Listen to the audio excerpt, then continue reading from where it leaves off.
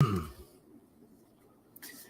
right, all right, all right. I do believe that we be live. Uh, boop-a-doop-a-doo. If anyone can hear me, hello. Say welcome.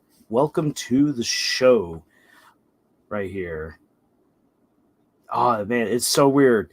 So, peeling back the curtain, how the sausage is made for live streams right here. There's probably about a good 10-second delay between my voice and what actually goes here onto the channel, onto the video. But well, here we are. It is time for a celebration.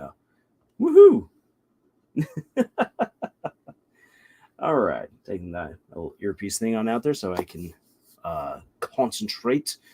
So, to those of you who are here, one or two individuals, hello. Welcome to the 500 video celebration for Camille's Harem. Not just a podcast by novice writers for novice writers, but also a YouTube channel by novice writers for novice writers. Because writing is an adventure, it's more fun with friends. 18 seconds in, and YouTube, remember to send the notification. Hey, yo. Excellent. Yeah, why it's interesting. It's interesting to see here how it all plays out when you do the live stuff. And I'll already just say this on the onset for the people who either come in and watch this afterwards, or for those who are watching it right now, you will see footage, at least for a little while now, from some of our more popular videos here on the channel. Since this is a celebration of 500 videos, and to kind of celebrate, we are doing a live stream right here. I thought it'd be kind of neat to have just little clips, boop, boop, boop, boop, boop, boop, boop, from some of our big stuff, such as one of the videos that really kind of brought the channel. I mean, we're still technically an obscure channel. We don't even yet have 5,000 subscribers, but what brought us out of true obscurity, where YouTube wouldn't even really consider us for the algorithm, is the connected cartoon universe. This was, for the longest time, one of the videos that actually really had people's attention, brought people to the channel, and got us connected with a bunch of individuals. And then, of course, we then have the footage from Murder Drones, which a lot of the Murder Drones videos that we've done have kind of been the driving force recently here on the channel, because Murder Drones is really popular. There's a lot to say when it comes to Murder Drones, a lot to talk about. So there'll be all different kinds of things kind of flashing in the back right here as we have our little celebration. And if you are here, if you've joined us, then please join in with the festivities by getting yourself something nice to drink, or getting a cookie, getting a piece of cake, what have you. I right now, you can't see it because I don't have a camera to show this on, but I have a Stroopwafel to eat. Oh, these delicious things are so good. If you don't know what a Stroopwafel is, a Stroopwafel is two very thin toasted waffles with a layer of caramel sandwiched in between. They are so delicious. I'm taking a bite of one right now. It is so good. So that's part of how I'm celebrating tonight. Celebrating with Stroopwafel. Hey there, ISO. Good Cobra. Good to see you both here. Awesome. Hey, and in a raising of the red cup, I also have, again, can't show it because I don't have my camera working, but I have a red cup full of water right here for going on with this live stream. 43 degrees Celsius. Woo-hoo-hoo. Rubens, you get yourself some ice to go with that water, because holy dang, that's well, I mean, it is summer for you where you're at. That's also summer weather for us. Oosh. Three Musketeers from Halloween Roblox, excellent. Yes, I still have a bowl of Halloween candy. Say I went around and I helped my neighborhood get rid of their candy on Halloween. Not as many trick-or-treaters come around to this neighborhood because we have a bunch of humbugs who decided that they would turn off all their lights. So I went around and helped everyone out by trick-or-treating and taking a lot of their candy from them.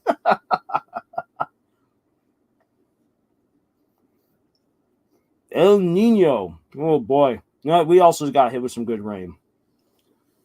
And a red cup of coffee for ISO. Man, everyone's got the red going. Excellent. Excellent.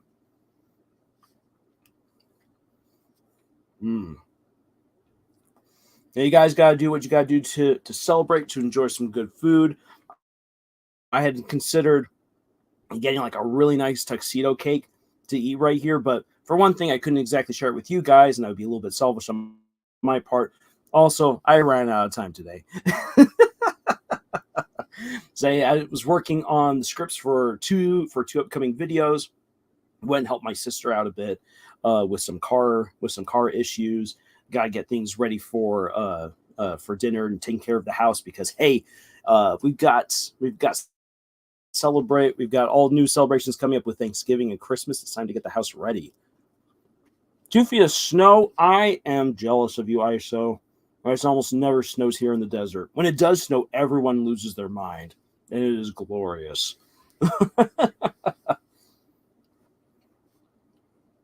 Which you'd actually be surprised. Like when people think of Arizona, or at least southern Arizona, and snow, something like no, that never happens. It actually happens a little bit more often than you might think, but still, it gets nuts. Snow in Texas. Yeah. Oh my gosh.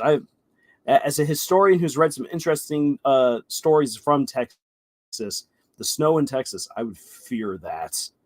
Also, my very first time in Texas, true story, was with a tornado. I'm driving through Texas, and then boom, tornado hit. Even got to see it too, which is really crazy. Up in Alaska. Okay, that makes sense right there. Kiwi has juice. Yes, you can have flavored kiwi juice. Delicious. Also, kiwi yogurts. All right, say European kiwi yogurt's actually pretty nice. Let me just say, it was grape, strawberry, and guarana. You know what, Rubens? I've had guarana. My brother-in-law loves that stuff, and so he goes to the international markets here in town, and he loads up on guarana for family get-togethers and the likes. So I have had that stuff. I actually know what that is. I've also had the Turkish equivalent to it, which is called ula dog. I know, it's really weird. Ula dog.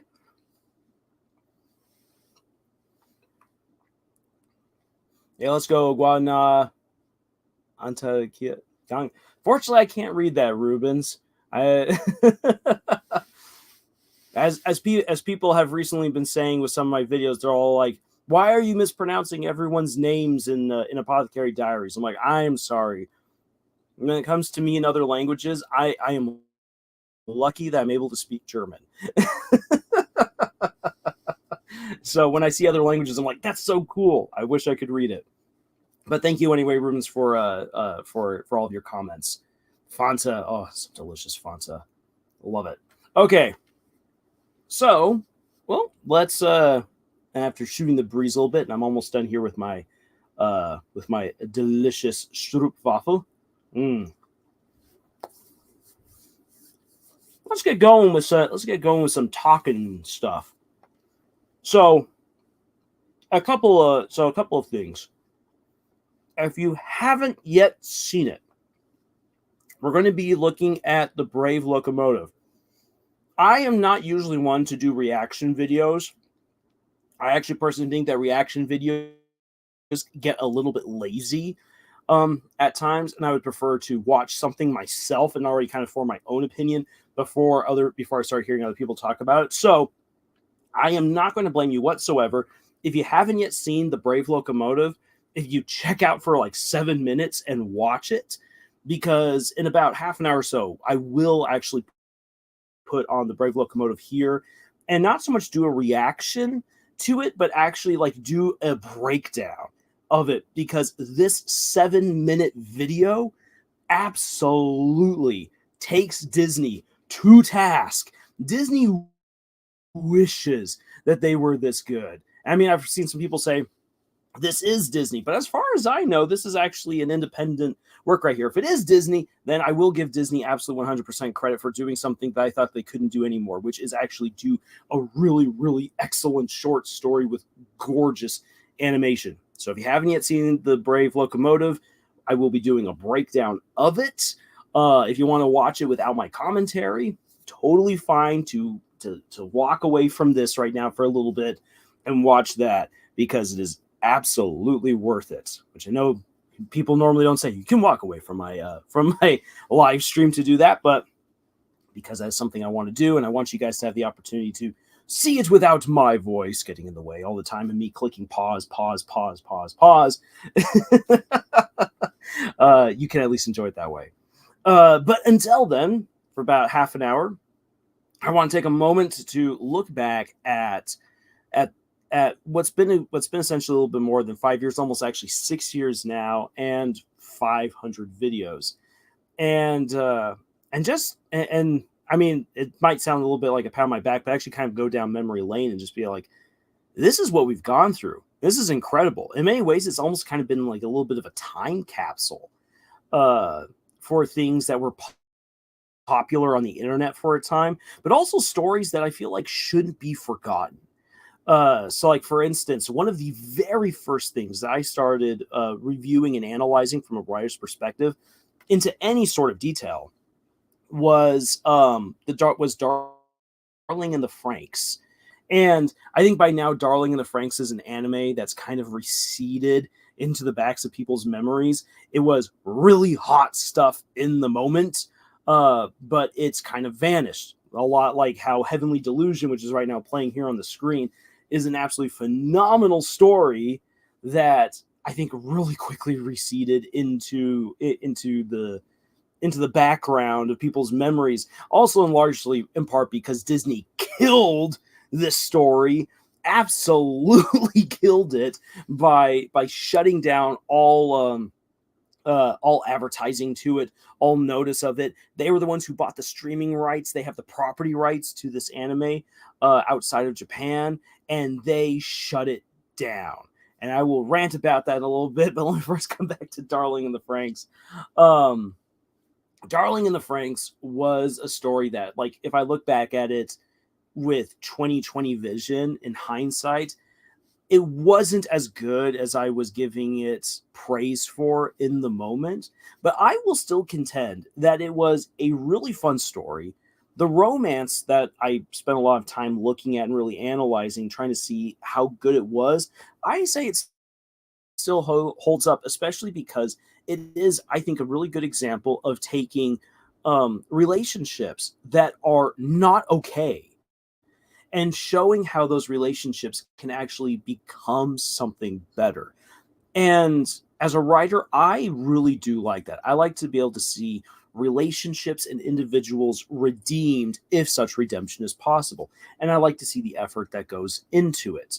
However, also in my own writing, I try to make sure that I point out when a character or a relationship can't be redeemed, at least within the confines of that story. Me personally, my personal take is that really anyone stands a chance at redemption, but they have to take it. They have to take that opportunity, and that redemption requires about as much effort as it took to put yourself into the hole in the first place. That's my personal take and philosophy on it.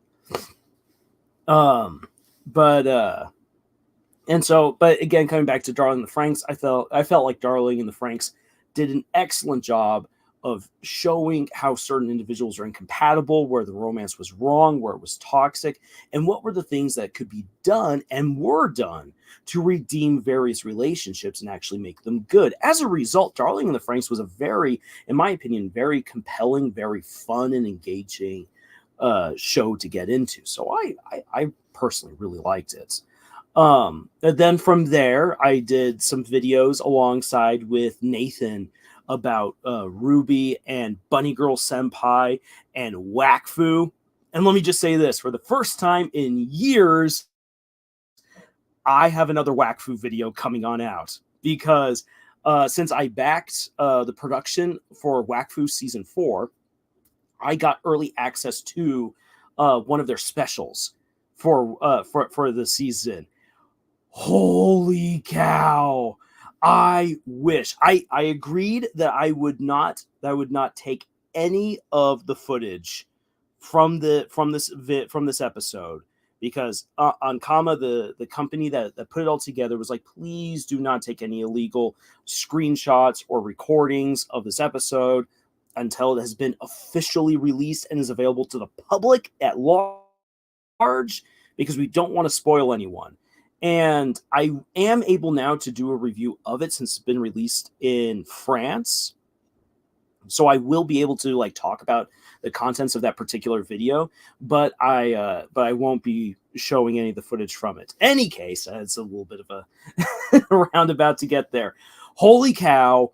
Wakfu season 4, if it has the exact same energy as that special episode, this season is going to be one of the most phenomenal things that I will have seen in a while, because it was incredible action. The dialogue was on point. The characterization through combat was beautiful. The way that you could learn who a character was by how they fought.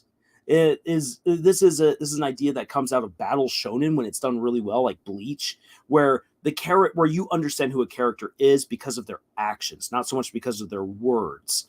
And you see those actions portrayed in combat.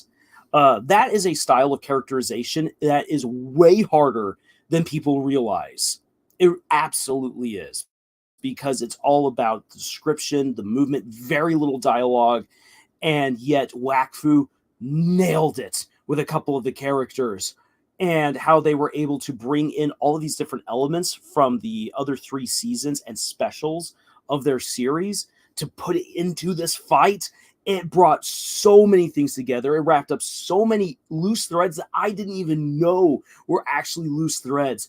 It was phenomenal. So I'm so looking forward to being able to release a video about Wakfu season 4 here in the near future, which is also just kind of nice to be able to talk about Wakfu again, because it was one of the earliest things that we started analyzing and talking about from a writer's perspective. But because Wakfu has been in production hell for years, there was just really nothing else to talk about for a while. So it's kind of cool being able to now here at the 500th video be all like, oh yeah, we'll be able to talk about Wakfu again. And yeah, other things we've had the chance to talk about. We've talked about multiple kinds of manga, like Hunter's Guild. Oh man, it still breaks my heart to know that was canceled.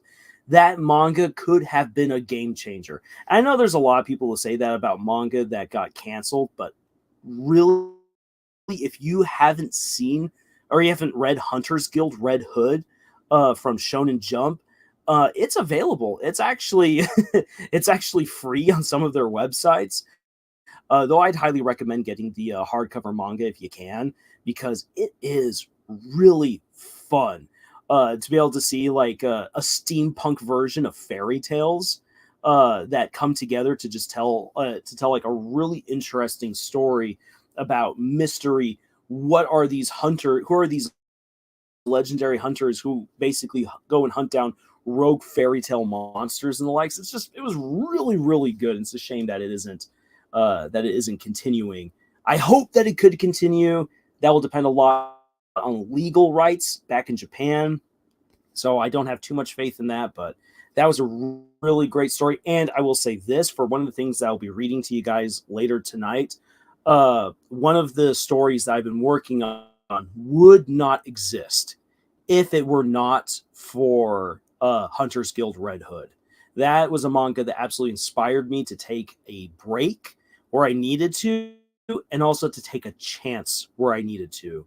And it's all coming together to really lead to, actually, for me, a much more hopeful and productive 2024, because I was facing some real issues on my end when it came to writing and things just not coming together.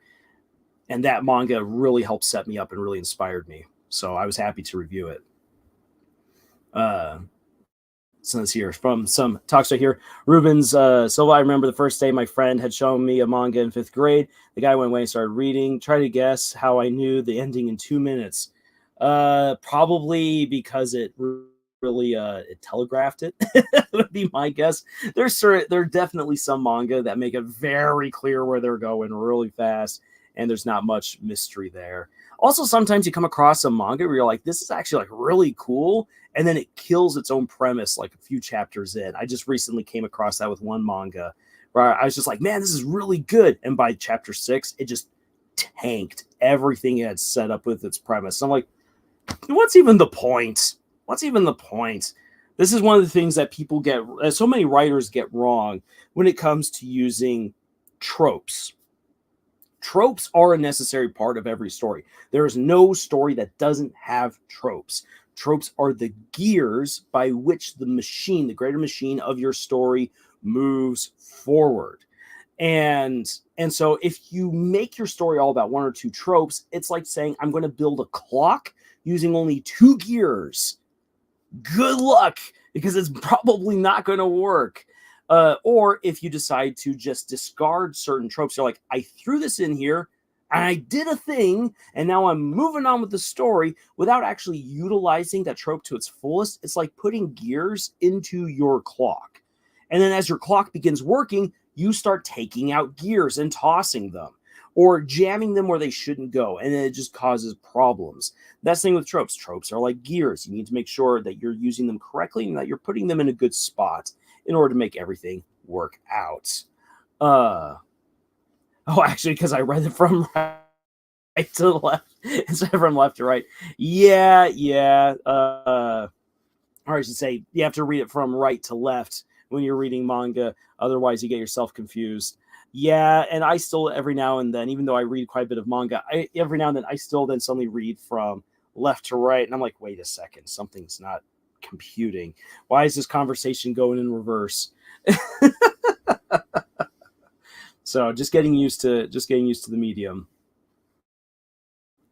But then also say, since this footage is also going right here, that we did for a time a lot of videos about the Owl House, especially for Amphibia. And one of my biggest regrets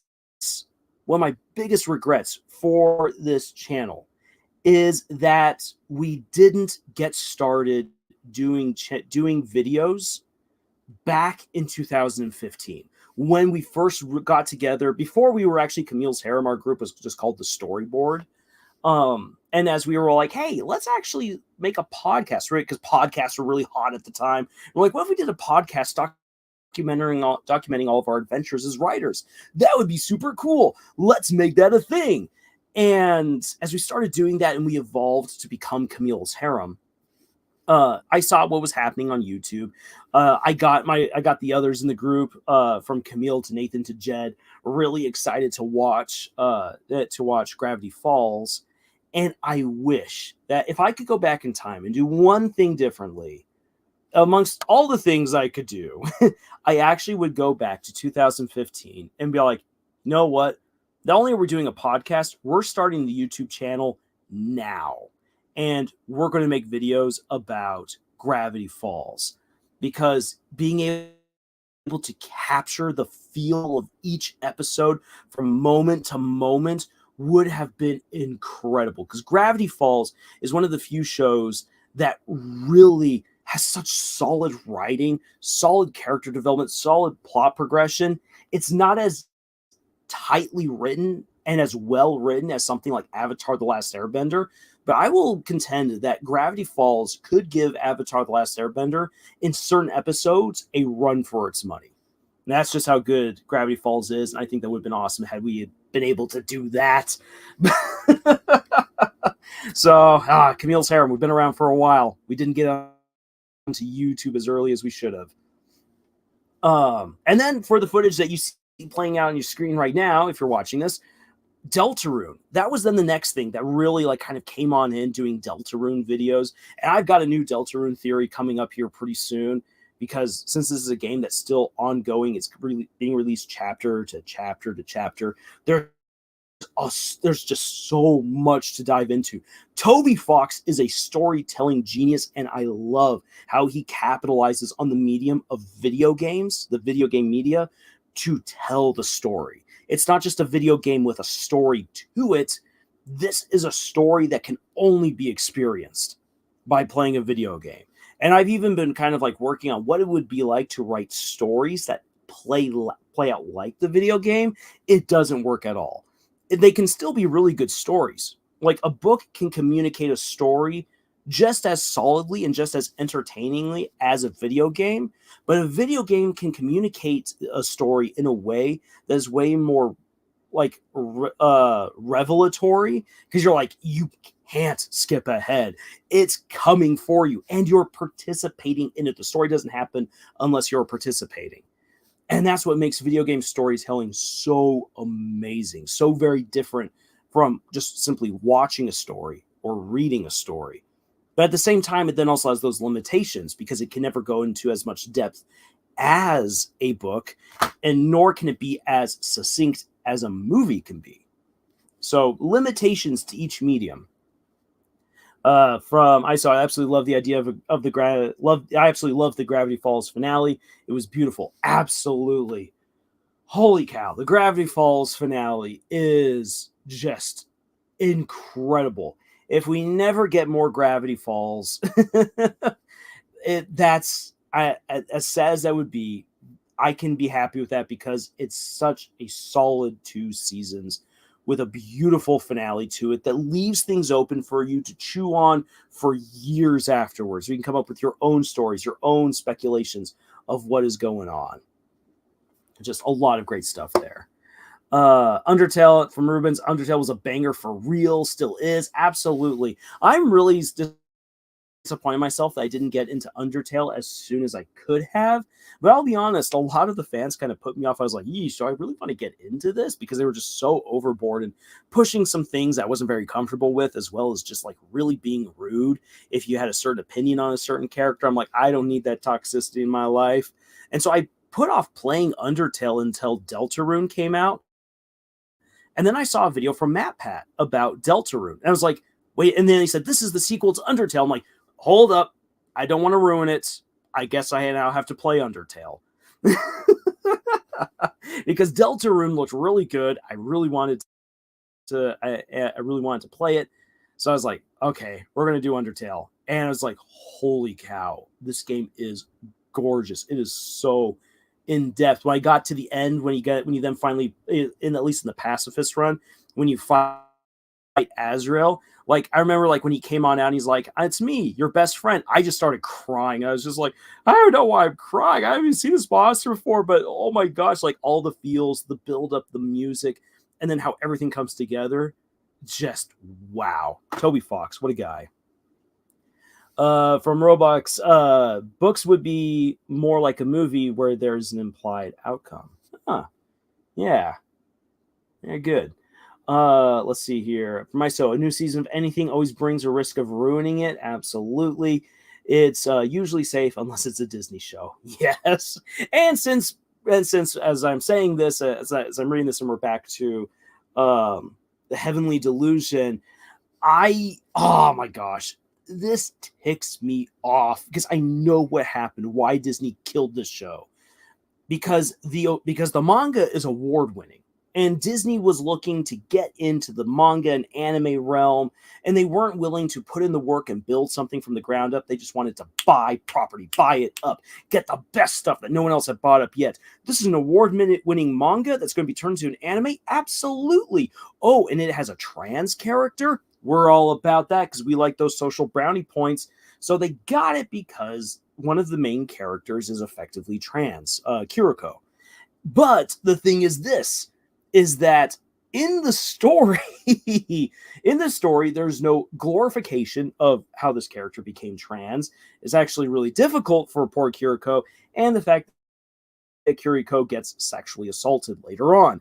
Disney had no idea what they were buying. They just bought it because they saw the description. The moment that they then saw what they had bought, rather than give it back and get their money back, they decided to bury it and pat themselves on the back saying, We supported a trans story, which, hey, you know what? Those stories need to be told. And those stories can actually be told really well. In fact, Heavenly Delusion is a great story, and it deserved to be seen by more people.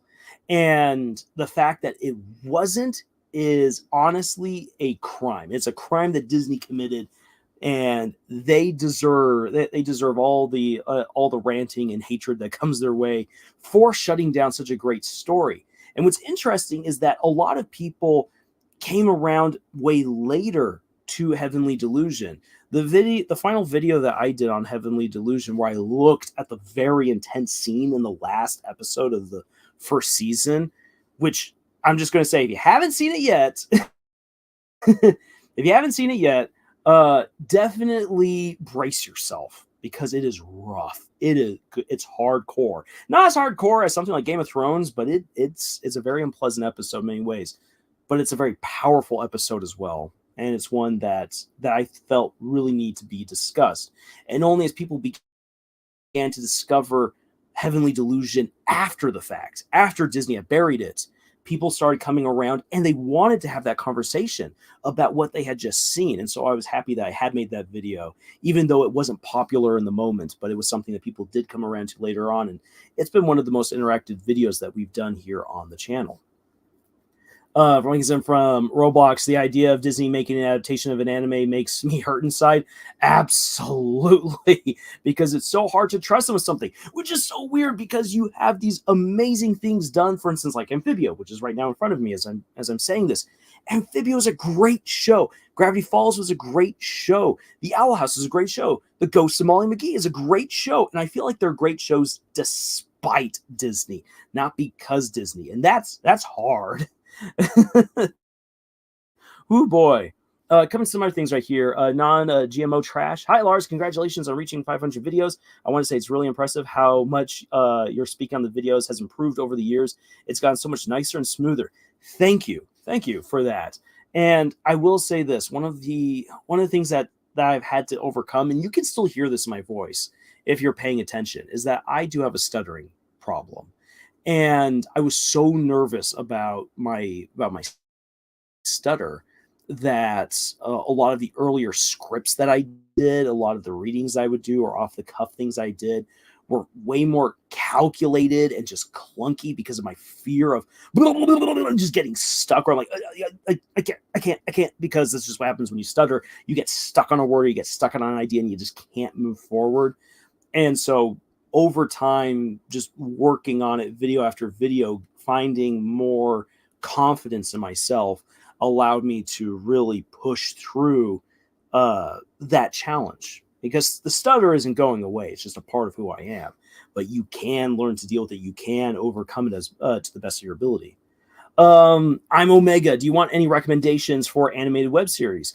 Absolutely. Yeah, I'd be very interested in any kinds of recommendations that you have. I'm not going to promise I will read or watch everything that people recommend to me, because unfortunately I don't have a time turner to give myself infinite time. I wish I did. But I will try to get around to stuff. In fact, I also found a web series recently that I am looking forward to talking about in an upcoming video. If you already kind of want to get an idea of what it is and read ahead for it, it's called Cage Murderous Level Up. Holy cow. I was impressed with it. I thought I was going to hate the story. It was one of those things where I'm like, I'm going to hate read this, because we all do stuff like that. We all hate read or hate watch something at one point or another. But holy dang, Cage Murderous Level Up is amazing. And I'm going to try to get some people to really start paying attention to its second season, which is the Game is Murder. Whew. Oh boy, that is some great stuff. And I'm also so happy that the main character is finally like matured as an individual, not so much in terms of age, but he's finally maturing as an individual, with being able to realize, I need to read people better. I need to be more confident in myself, and I need to stop being so naive when it comes to new situations. Observe and learn, And I'm happy that he finally learned that, because too many main characters from manga to manhwa to current drivel in teen fantasy, main characters just take forever to learn something that they should have learned way sooner. ISO, yeah. I also stutter a lot of the time. Yeah, stuttering is far more common than I think people sometimes realize. But it doesn't have to be a debilitating thing. And when you realize what you can do, or what you can do to overcome it, or when you realize that someone else does have a stutter, then you give them that grace that they need. You let them finish their thought, and the conversation flows the way that it's supposed to, and it's beautiful. Don't we wish we could all just bend space and time to watch more media? Absolutely. Absolutely. And I still wouldn't get enough time to sleep. That's the truth of it. I would abuse. This is why God hasn't given us the powers to bend space and time, because if we had it, we would abuse it and never give ourselves the sleep we actually need. But yeah, taking another bite of Stroopwafel right now. Oh, so good. So yeah, man, just looking at this stuff right here from Amphibia, I miss Amphibia, and it's one of the reasons why even though it eats up way more time than I should probably give to it, I've been working on the connected cartoon universe fan fiction that I advertised for about a year on Twitter. And that's actually one thing I'm really proud of myself for being able to do, because it's hard. I don't know how people live on Twitter or on various forms of social media, because it just eats up so much time. It's such a headache.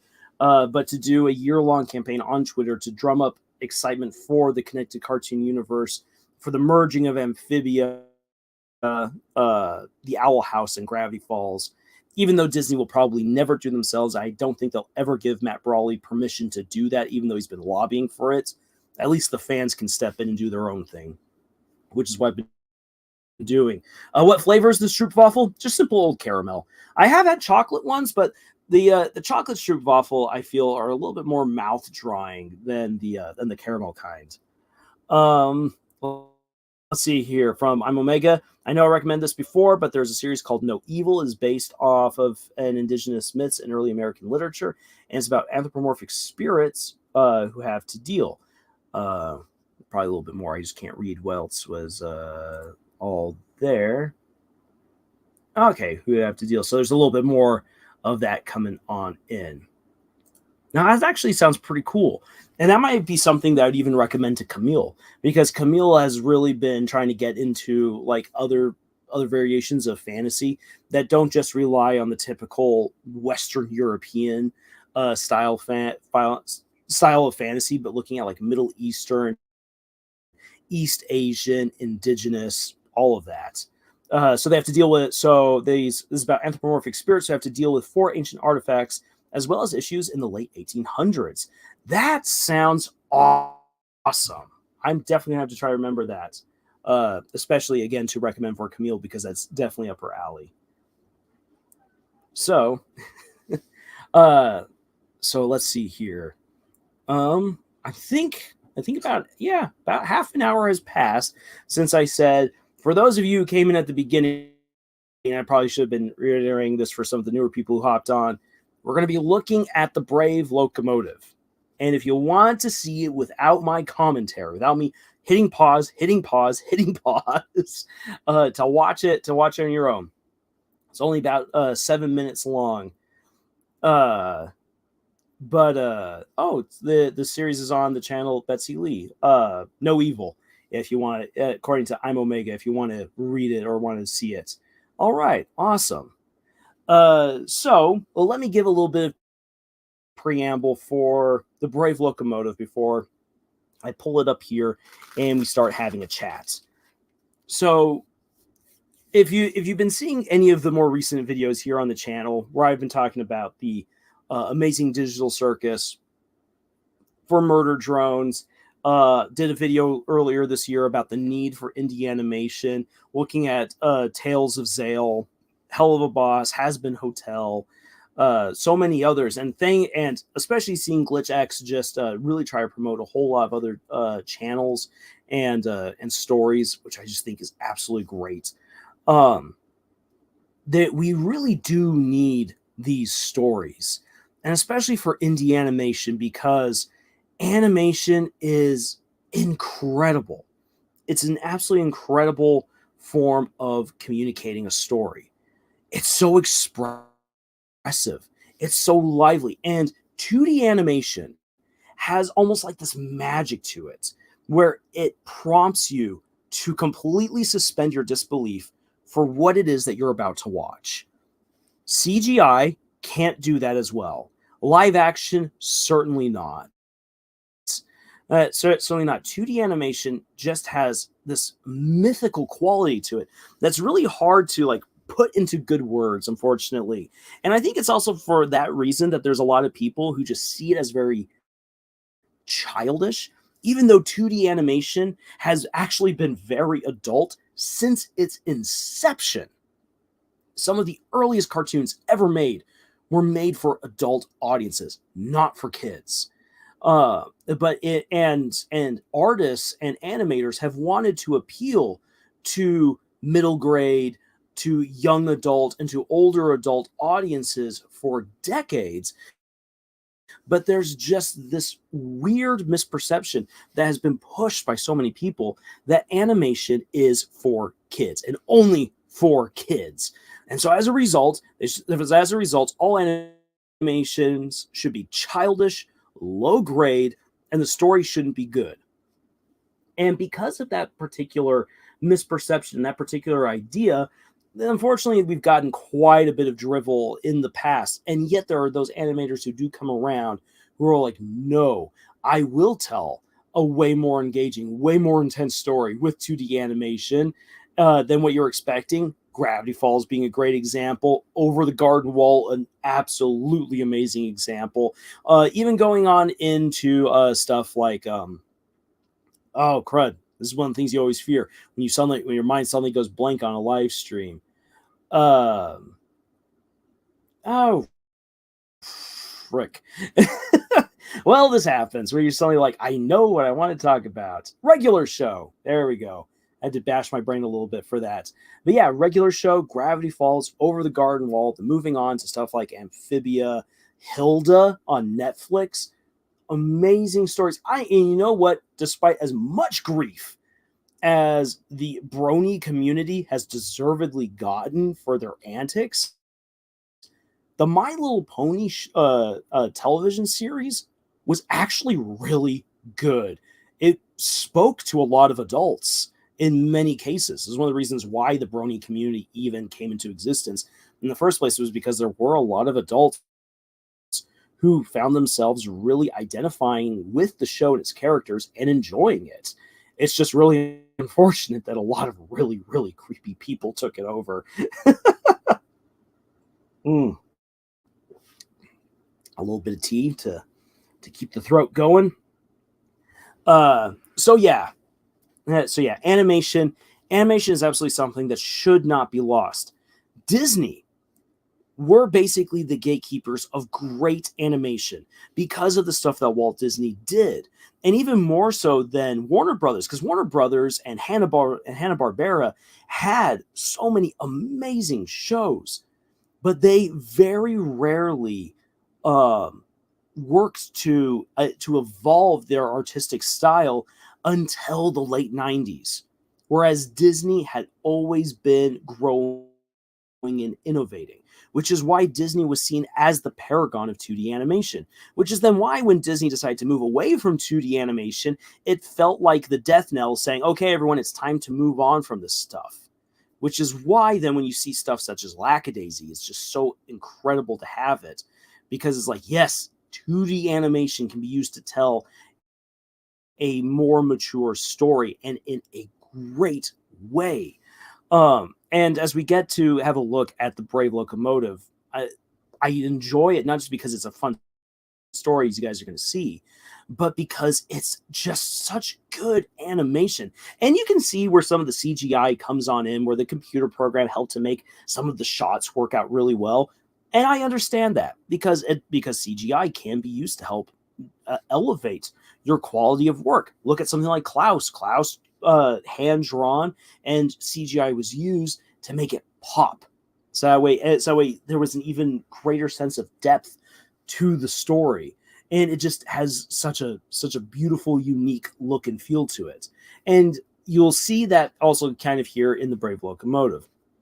So it's just great to be able to see that there are those people who are keeping this medium alive, because since people are already kind of turning away from it, and the mainstream entertainment complex is saying we're done with 2D animation, it's only meant for little kids and we're moving on.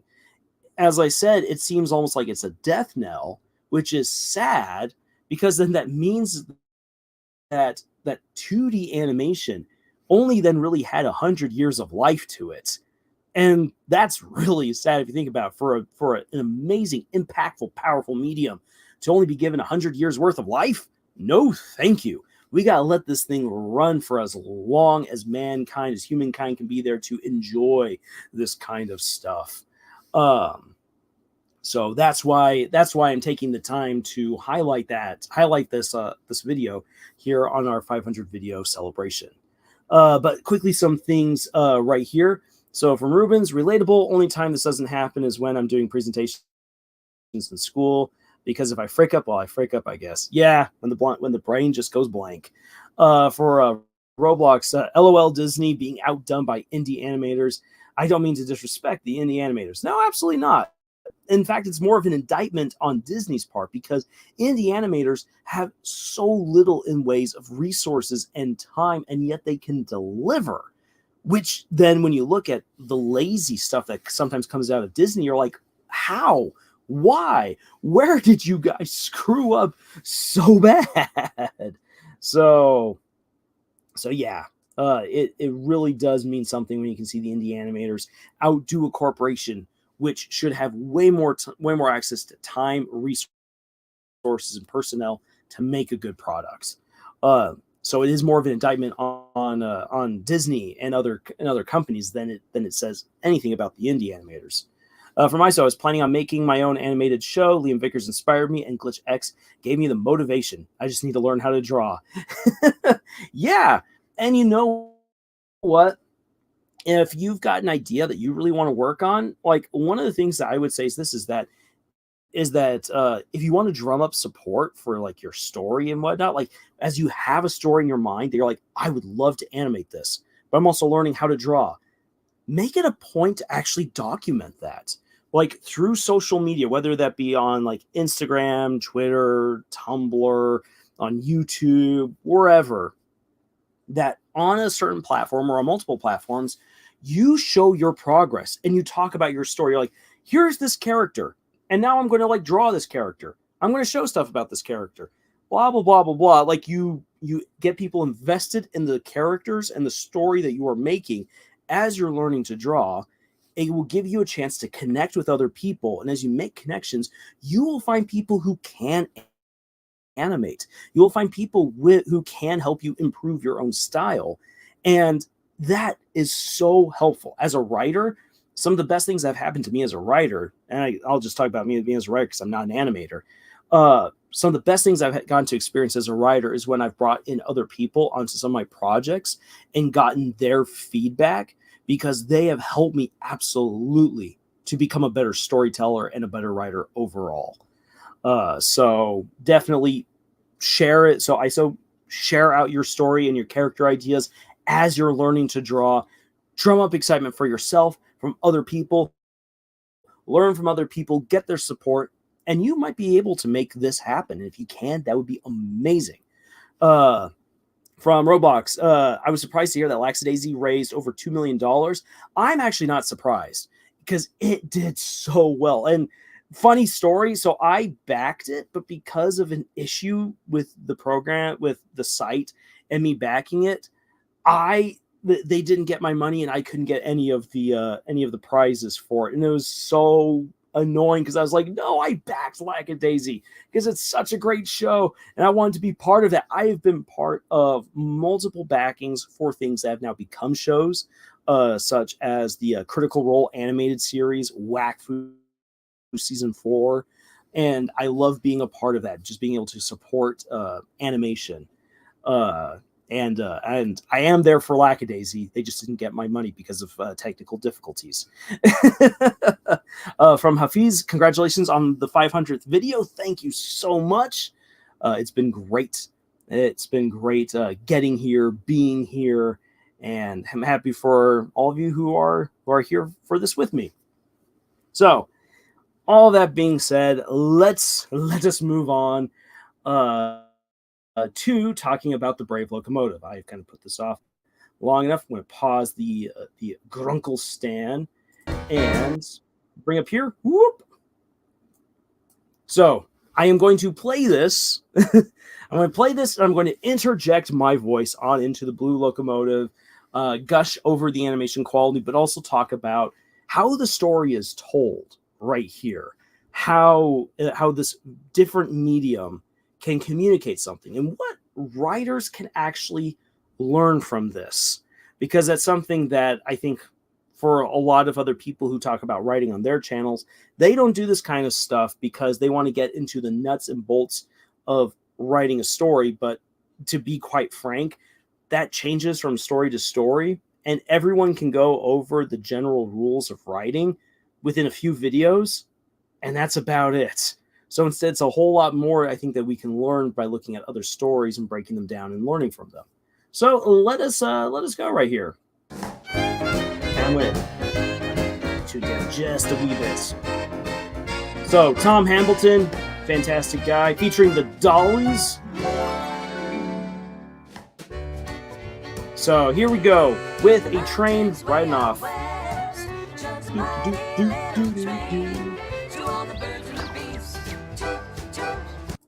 Alrighty, so lots of pausing coming over here for it. It's one of the reasons why, again, I normally don't do reactions and why I don't like reactions, but hey, we're here for this.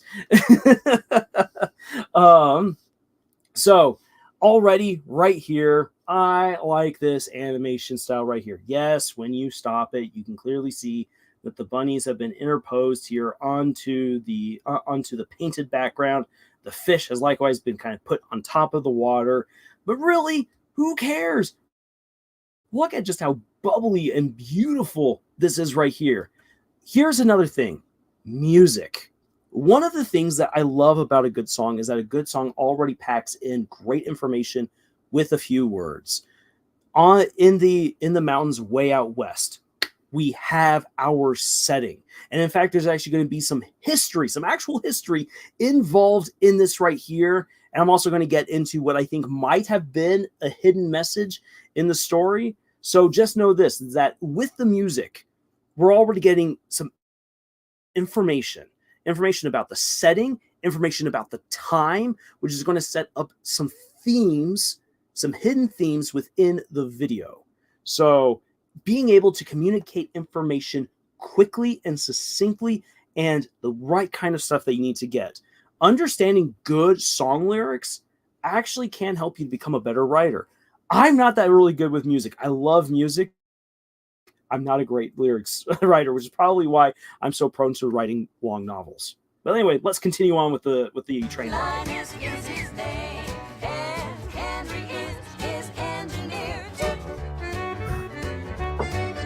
Linus and Henry. So before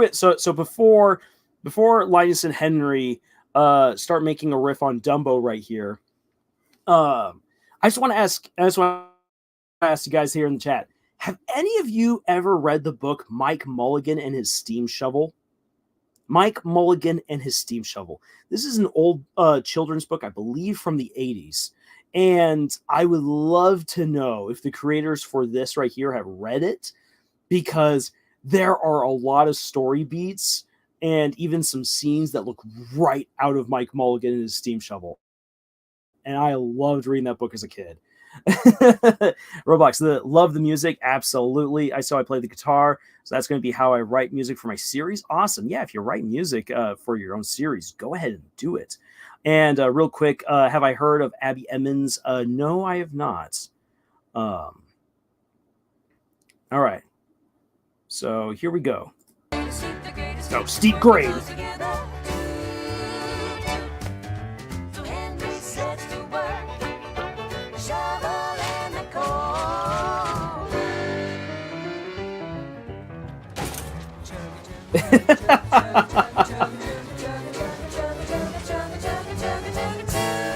There we go. So, pausing right there, avoid copyright, but also um, the lyrics right here for the song, they're not sophisticated. You don't really need sophisticated lyrics or sophisticated words to communicate a good story. This is something that a lot of novice authors run afoul of, where they're like, I want to sound really awesome. So let me get out my thesaurus and put in a bunch of words that are going to make me sound really awesome. But here you have shovel in that coal, chugga, chugga, chugga, chugga, chugga, chugga, chugga. You get the message to go along with the with the image right there of this train just absolutely climbing. Yep, against physics. This is not even a straight cliff. This is an incline. Let's hear. What's the term in rock climbing where you have a stone jutting out at the top of the cliff? There's a particular word for that. That's basically what this is, where it's almost an impossible climb. Who cares? Because it's the brave little locomotive right here. It can do anything, chugging along, and dang, the animation is smooth. This animation is freaking gorgeous. So, continuing on. Over the mountains, up and around the bend, Linus and Henry, they are the best. Linus and Henry, they are the best. And I love this part right here.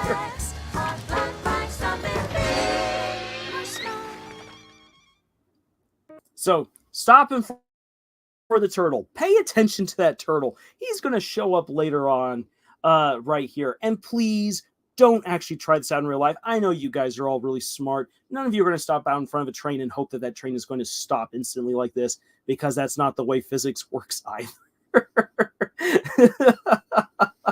I love this shot though, right here. There's so much that you can tell here. You got this innocent little dumb turtle.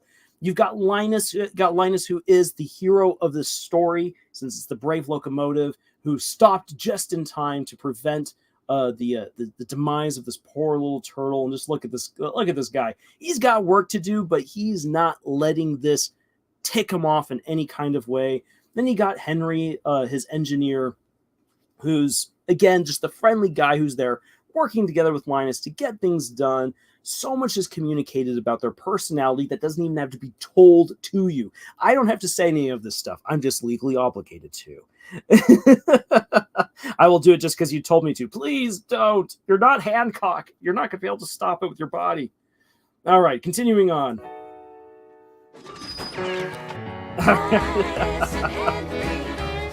Linus and Henry.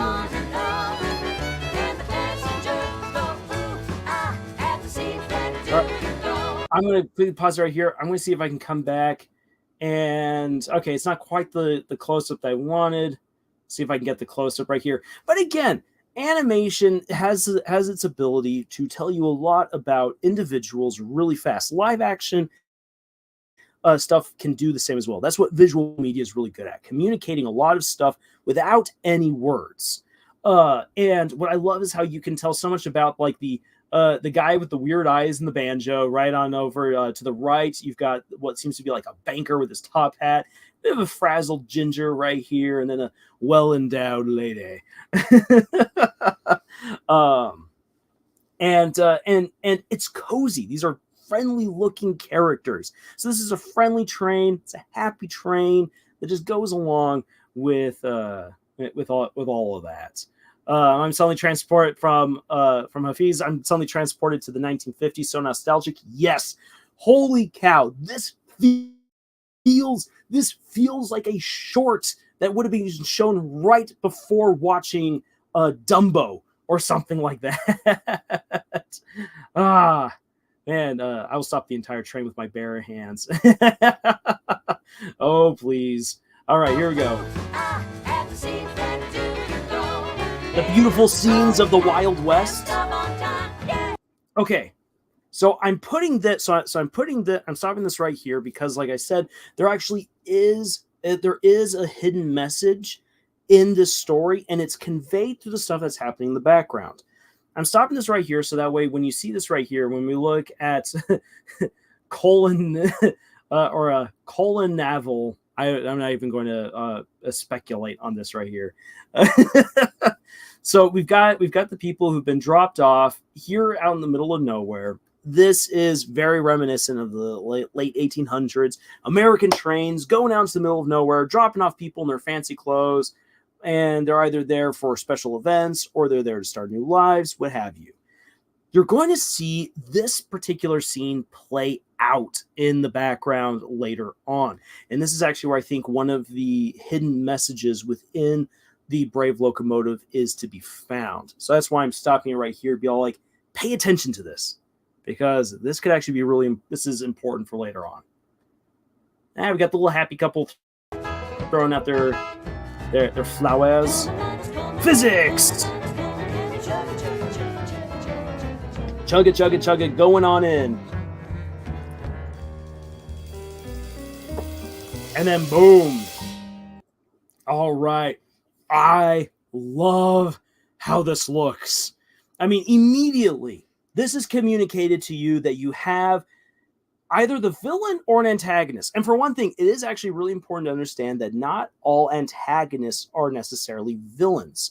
An antagonist is someone who is going to challenge the protagonist, challenge the hero in some kind of way.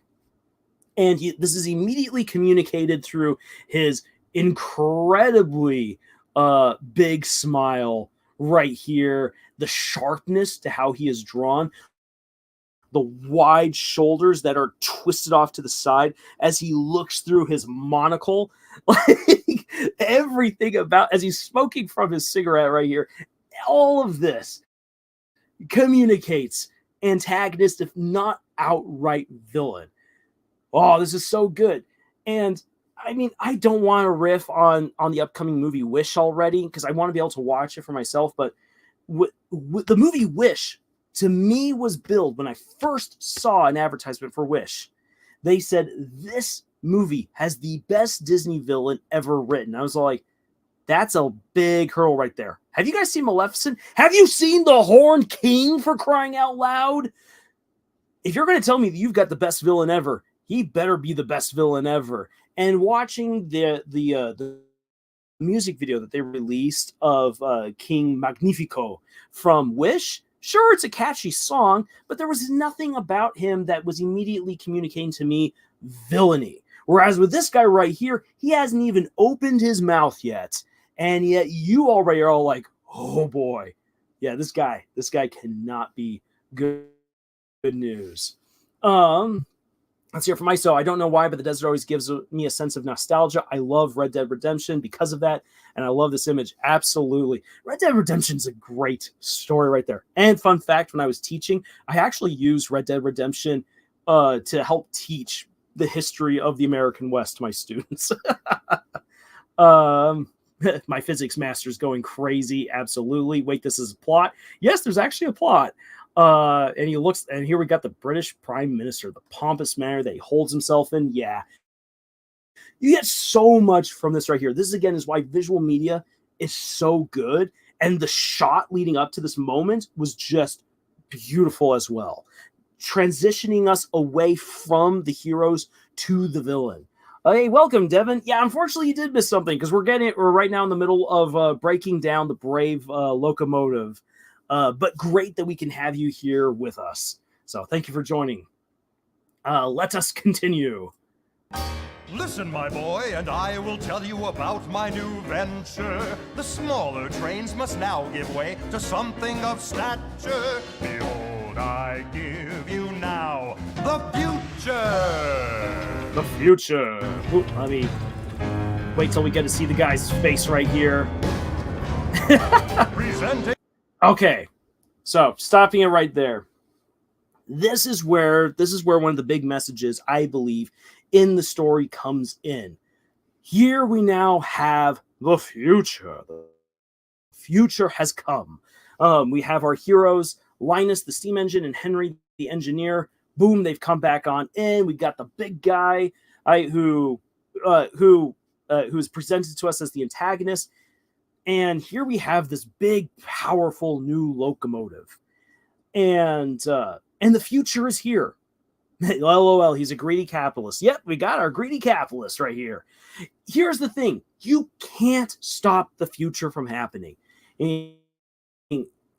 Innovation will indeed happen. And if you've seen my video talking about Shad from Shadiversity and Night's Watch, his promotion of AI art, I say in the video, even though I rant against his promotion of AI art, I accept that AI is here to stay. You can't get rid of it.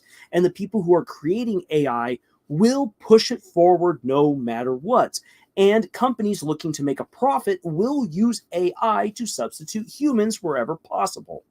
The future is here. You can't stop the future from happening. However, you can make the future work for you if you think about how you can properly use this new technology. And that's actually going to be something that I think we'll see unfold here in this story. So we've been introduced to Samson, the powerful locomotive. And as we're going to see, especially if you know your Bible, this guy's going to live up to that name. So let's continue. Samson.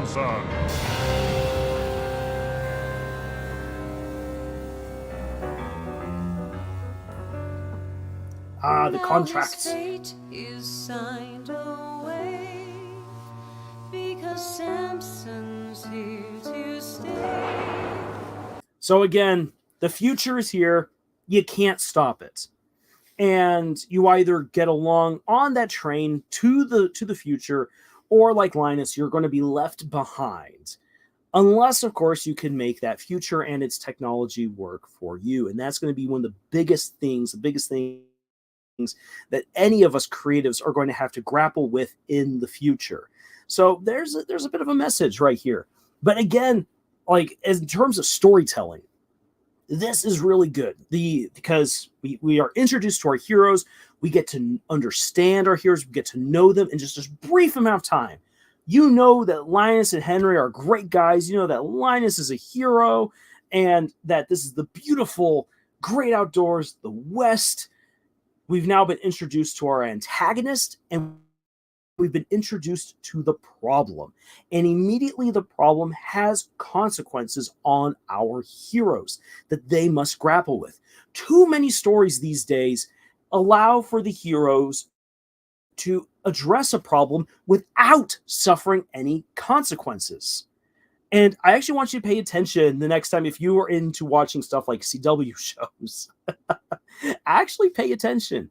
Are the heroes suffering any negative consequences from what the antagonists do? Most cases, they don't. In most cases, the consequences that they're suffering are a result of their own bad choices, which can be an interesting story to tell, but most people these days do not want to present their heroes as vulnerable in the sense that they can make mistakes. Most writers actually don't want to do that for whatever reason. So as a result, heroes are very rarely challenged in newer stories. Already right here, our heroes are being challenged. We're going to see how those challenges unfold. Can a rival be an antagonist? Hafiz asks. Absolutely. An antagonist is, again, a person who exists to challenge the protagonist or the hero. They don't necessarily need to be a villain in order to be that challenge. An antagonist, could, for instance, could be a coach that a player just does not get along with. But if the coach is doing his job right and is trying to elevate the team, that doesn't make him a villain. It just makes him an obstacle for the hero to overcome in some kind of way or to get along with. An antagonist could be a school bully that eventually becomes a friend, much like Binky Barnes from the Arthur series. He starts off as a bully to Arthur and his friends, and then later on becomes a buddy of Arthur's. So an antagonist can come in all different kinds of forms. They can also be a mustache-twirling, cigarette-smoking, broad-shouldered capitalist who's here to introduce the new technology. From Rubens, peak capitalism from Rockstar. Video games are too cheap. We got demand an hourly payment for GTA 4 players' sunglasses. Oh boy. Yep, you can't stop, and as Roblox says, you can't stop the future, but you can form it. Absolutely. And that is a very positive message, actually, when you stop to think about it. The future is coming, but you can have a part in it. You can shape it. And if you can shape it, you can shape it to benefit not just yourself, but other people as well. So moving on, what are Linus and Henry now going to face?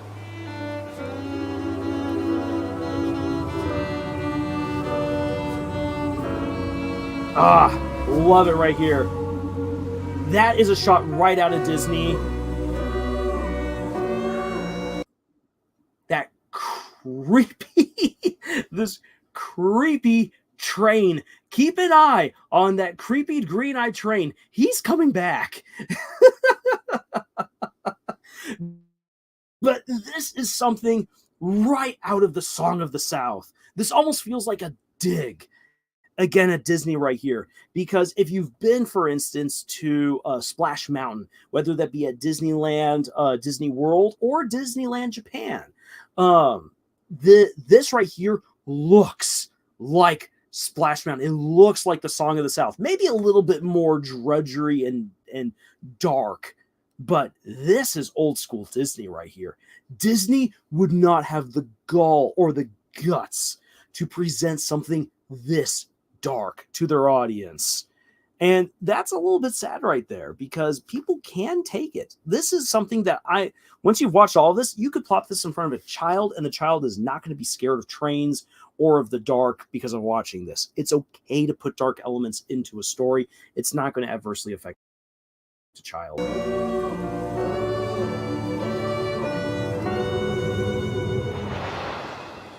All right.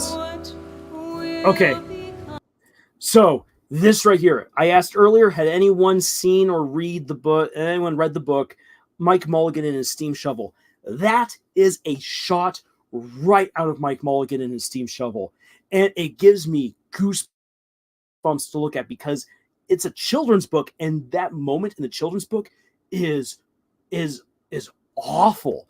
All of these steam shovels that have been torn apart and left to corrode and rot in a mass grave of machinery. And you're just like, oh, that's disturbing. As a kid, that communicated to me the concept of death, of destruction. And so seeing something like this right here, like replayed again, I'm like, yes, that reminds me of stuff I read as a kid, and it's good. When I saw the sign, I thought he was going to commit an unaliving himself. Yeah, it's what it kind of looks like. But no, Linus isn't going anywhere. This guy is our hero for the story, as we will see.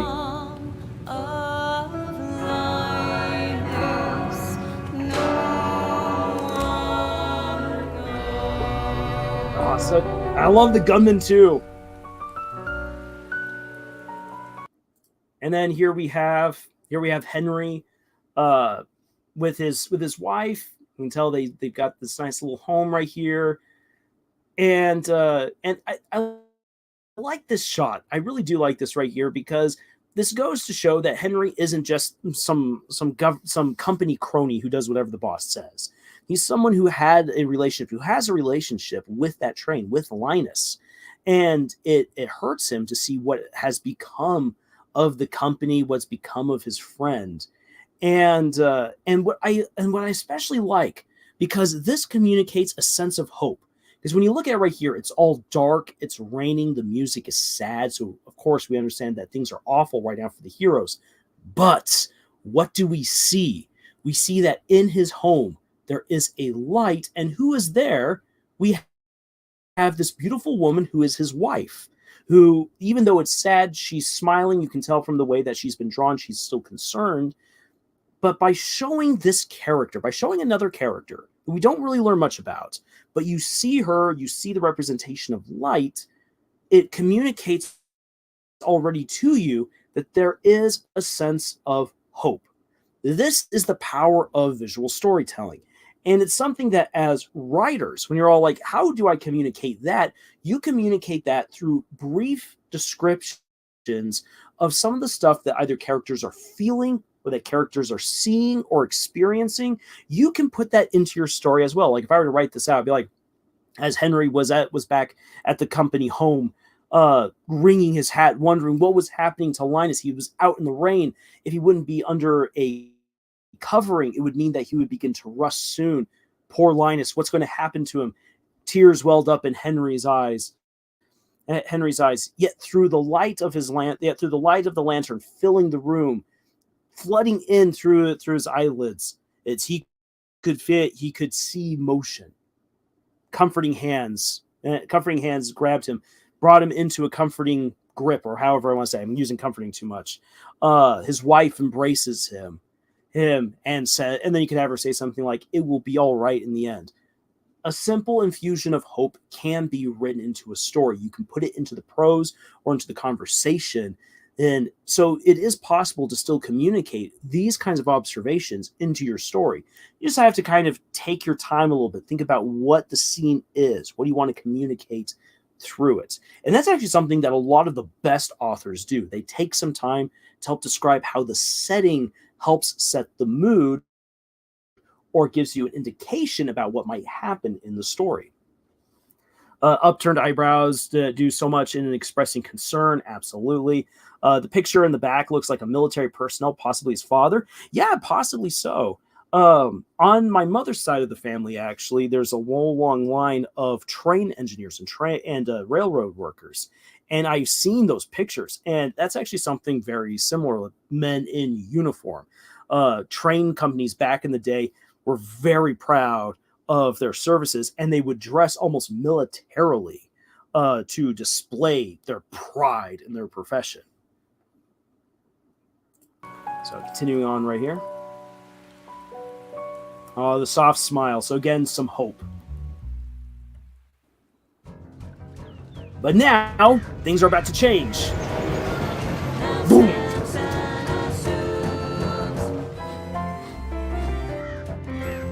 And Rubens, this is what we fear will happen to you if you try to stop a train. That you will, with your bare hands, that you will end up like that poor turtle. So what I like about this right here is that we get to see an interesting contrast between Samson and Linus. Linus was someone who was willing to stop for the turtle. Samson will not stop. Samson's got a job to do, and he's going to do it. And you experience that in the workforce as well. There are those people who are all about customer service versus those people who are all about just getting the job done and getting that paycheck.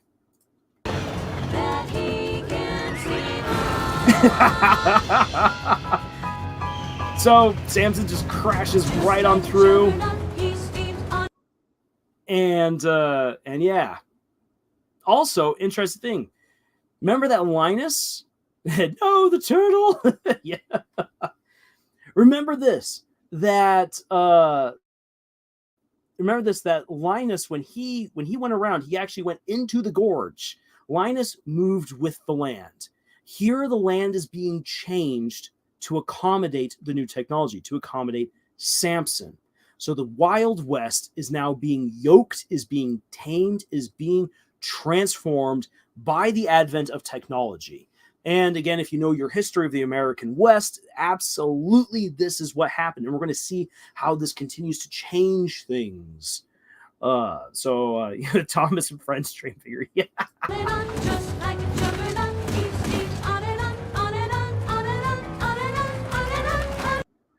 And the other part of the story is being told right there.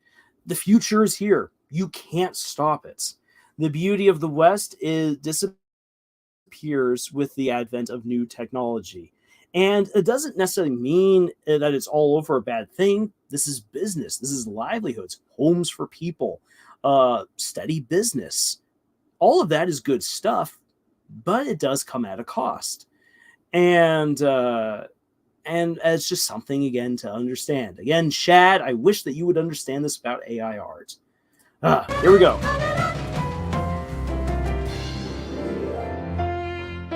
Titan train tames the lands.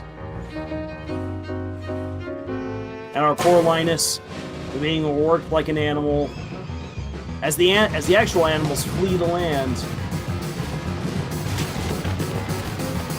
And boom. Everything starts falling apart right there. So now we have the next consequence right here. And this is something that I actually do like about the storytelling right here. In so many stories that are written these days, it feels like a and then and then and then and then and then type deal where the plot just keeps on rolling with the and thens, and it's very easy to fall into that trap. In fact, actually, with one of the books I've been writing, that's the trap that I fell into with one chapter. I'm like, wow, this is just an and then chapter. Even though I almost never use the words and then right next to each other, that's the way that it feels, because it's just like I have to make all these awesome things happen during this big fight. A fight should never feel that way. If you're writing a fight should feel living, that there are, again, actions and consequences, action and reaction that everyone has. Linus was removed by the antagonist in order to have Samson come on in. Thanks to Samson being here, Linus is now being worked like a dog. Henry gets to keep his job. The Wild West is being transformed by technology in the future, but there are still consequences. By so relentlessly building and transporting and running, the bridge has been weakened, and the bridge naturally just falls apart. And it's even been seen in how everything just keeps getting shakier the more that Samson tears up the rails. So this is natural progression being told in great visual storytelling form. Roblox, quick there. There are two churches like 50 feet apart. Yep. In fact, for many different towns and the likes, because people would bring in whatever preachers they liked for their particular belief or congregation, churches would normally actually set up really close to each other in order to compete for members. A little sip of tea right there. So yeah, I'm actually not so much worried about the two churches being 50 feet apart as I am about them not paying enough attention to the bridge. Yeah, how to not go over a bridge. So let's see what will happen now. Linus is stuck. And he can't get out of this. He's such a big behemoth. Who will answer the call? Friggin' love Linus.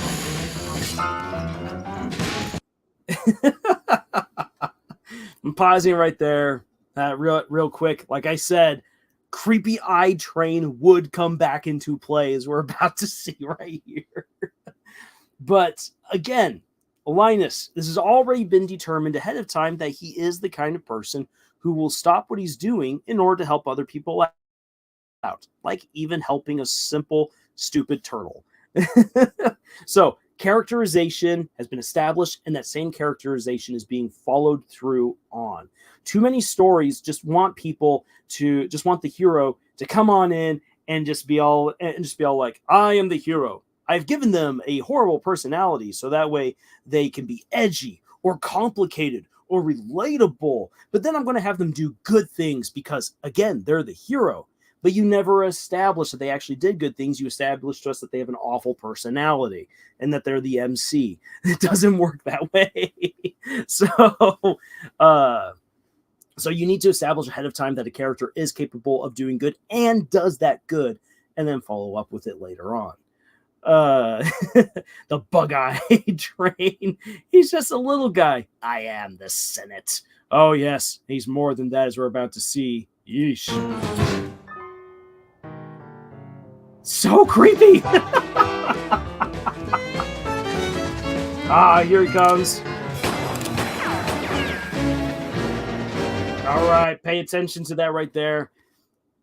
Our gunman just landed a critical blow on the boiler. That's dangerous stuff for a steam engine. Oh boy. Fun little history fact. So many towns exist along railways in the West, in the American West, because you needed to have a station for helping to cool down the boiler like every 50 miles at most. Usually wanted to have them even more so, just in case. So that way your train didn't overheat and go kablooey. So fun little fact. Linus coming in for the rescue.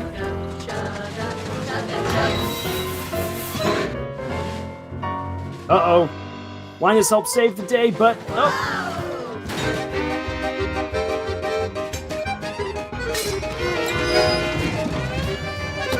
All right, so here we got Linus coming on in. He's not just saving the people, he's even coming to save Samson. He is the hero. Right here. And here we then have our antagonists, our captains of industry, stuck with Henry in the engine to help save the day. We're going to see how they do.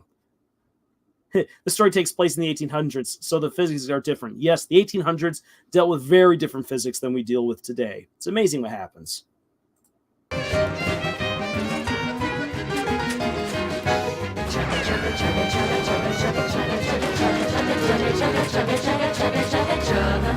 we go.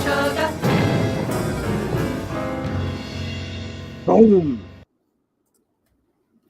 And again, this is actually really great, simple storytelling, because we've already seen before that Linus could do this. Only this time now, he's going up a cliff with Samson.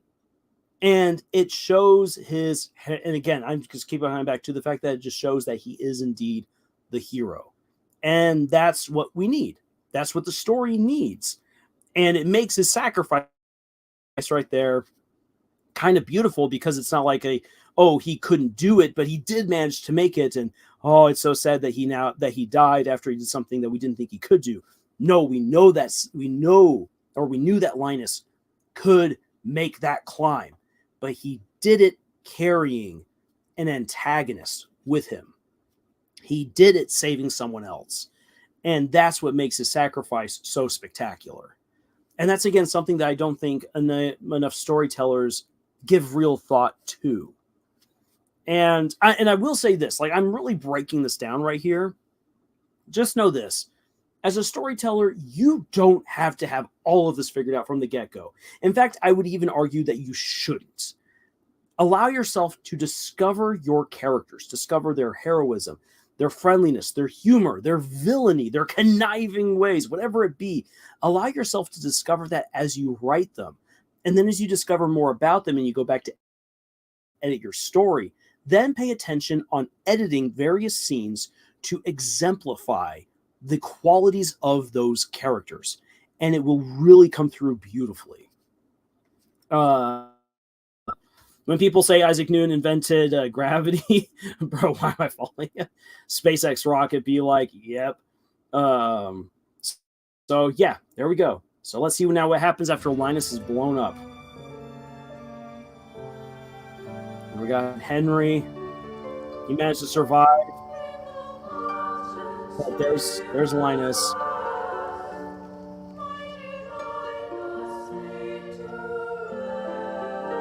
So Linus do be dead. He's going off to the pearly gates. And I love this right here. I was not expecting this the first time that I watched it.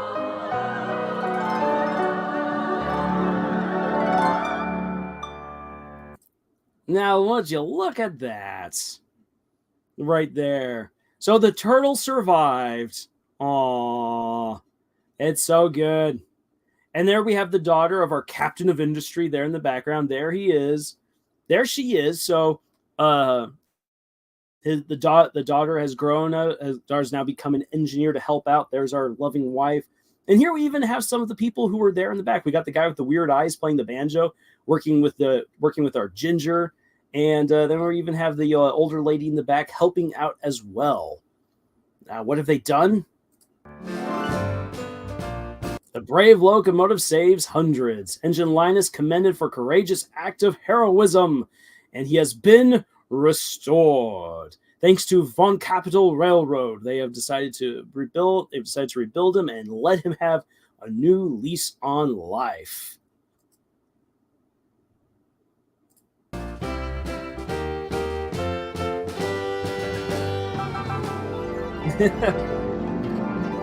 And there we have a much better bridge now.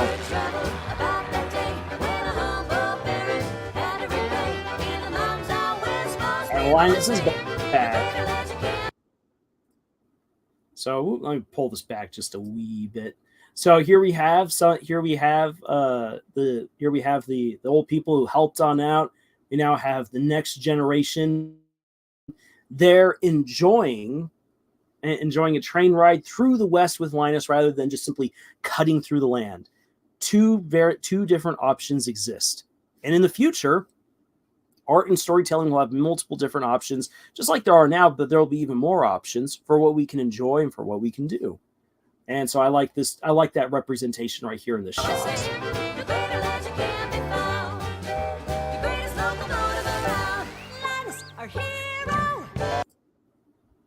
There it is. That's our hero, Linus.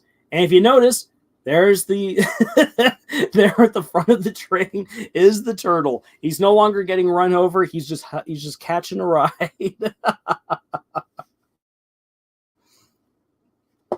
So there you have it. The Brave Locomotive. The rest is all just credits right there. So, wow. How much time did we spend breaking down this right here? What, about 45 minutes? Holy cow. What have I done with myself? I said I don't like I said I didn't like reaction videos, and here I am, basically done one. Oh boy. But I want to hear from you guys here in the chat, in the comments. What do you think about this particular video right here? Do you think that it actually told a pretty good, solid story? Am I overselling it? What do you think there about the animation? Yeah, I'm now a reaction channel. Ugh, I hate myself. I'm not gonna. I normally, like I said, I do not like doing this kind of stuff. I don't like watching it normally. Just why it's silly that I'm doing it. But I really, really just wanted to watch this again and just talk about it in real time. And this is why it's good to have a script. Because if you don't have a script, then you end up spending about 45 minutes talking about a 5-minute long cartoon. So, I learned the lesson. I can survive holding a train with my bare hands. Thank you, Roblox. Yeah, this is great animation, and thank you for saying it was good analysis, too. And take a drink of water. So yeah, that right there, that was the Brave Locomotive, and it makes me sad to see that this hasn't yet gotten enough recognition. It just crested 1 million views. This deserves, in my opinion, so many more. Like, again, I could see this being shown at the beginning of a Disney movie or something, and people would absolutely love it. In fact, given the current quality of Disney movies, I think more people would be talking about the Brave Locomotive after watching this than they would whatever movie they just saw. So, oh man, we need more of this. We need more of this kind of stuff right here because it's so good. But, so we've had so let's hear on for what I set up for this live stream. Said that we kind of like do a little bit of a review of some of the stuff that I've gone over, talk about the Brave Locomotive. Really, the last thing that I have for this before I got to start wrapping up and grab dinner is I said that for those of you who would join me here, that I would have a special reading from one of the books that I have been working on, and see if I can actually, as I'm bringing it up on another computer, say, depending on the time that we have, I might actually do 2 readings right here. And I know that's not everyone's jam, and that's okay. But I do like to share the works that I have. And I think that it's something very important actually for all authors to do, that as you write, you should be sharing. You should be getting feedback. Because if you're not sharing, you're not getting feedback, sure, you can then actually go pretty quickly with your story because you're just plowing on ahead. And I've done that so many times. But yet sometimes if you just keep on plowing ahead again and again and again, and you're not stopping to receive feedback, what it can lead to is it can lead to you getting to a certain point where you yourself might have actually just lost the plot. Or maybe a character develop in the way that they should. Or maybe you forgot some really important threads that you were supposed to wrap up. It happens all the time when you're just plowing ahead and not taking the time to stop, share, and receive feedback. And this is one of the reasons why traditionally publishing a book is really done very, very, very well. Man, what did I just say right there? It's done very, very well. This is one of the things that's very, very good about being traditionally published, if you can get traditionally published. And that is that you are given a team to work with who are giving you feedback in the moment to help you adjust as needed in order to make your story the best that it can be. Sure, they might really wait until you're done with a whole draft before they start really giving you their critique and criticism, but they are there to help you. When you decide to self-publish like I do, you have to rely on the charity of your friends and family, or you have to shell out money to independent editors, which can get expensive. So you have to understand the costs of doing things a self-published way if you go that route. Traditional publishing, you get all the help you need. But before I dive into my first reading right here, and I will actually change up the image that you guys are seeing here on screen here in just a bit. Quick thing right here. This was animated very well for real. There's a heaven for trains. Is that a train pun? I'll make sure to share my animation ideas then.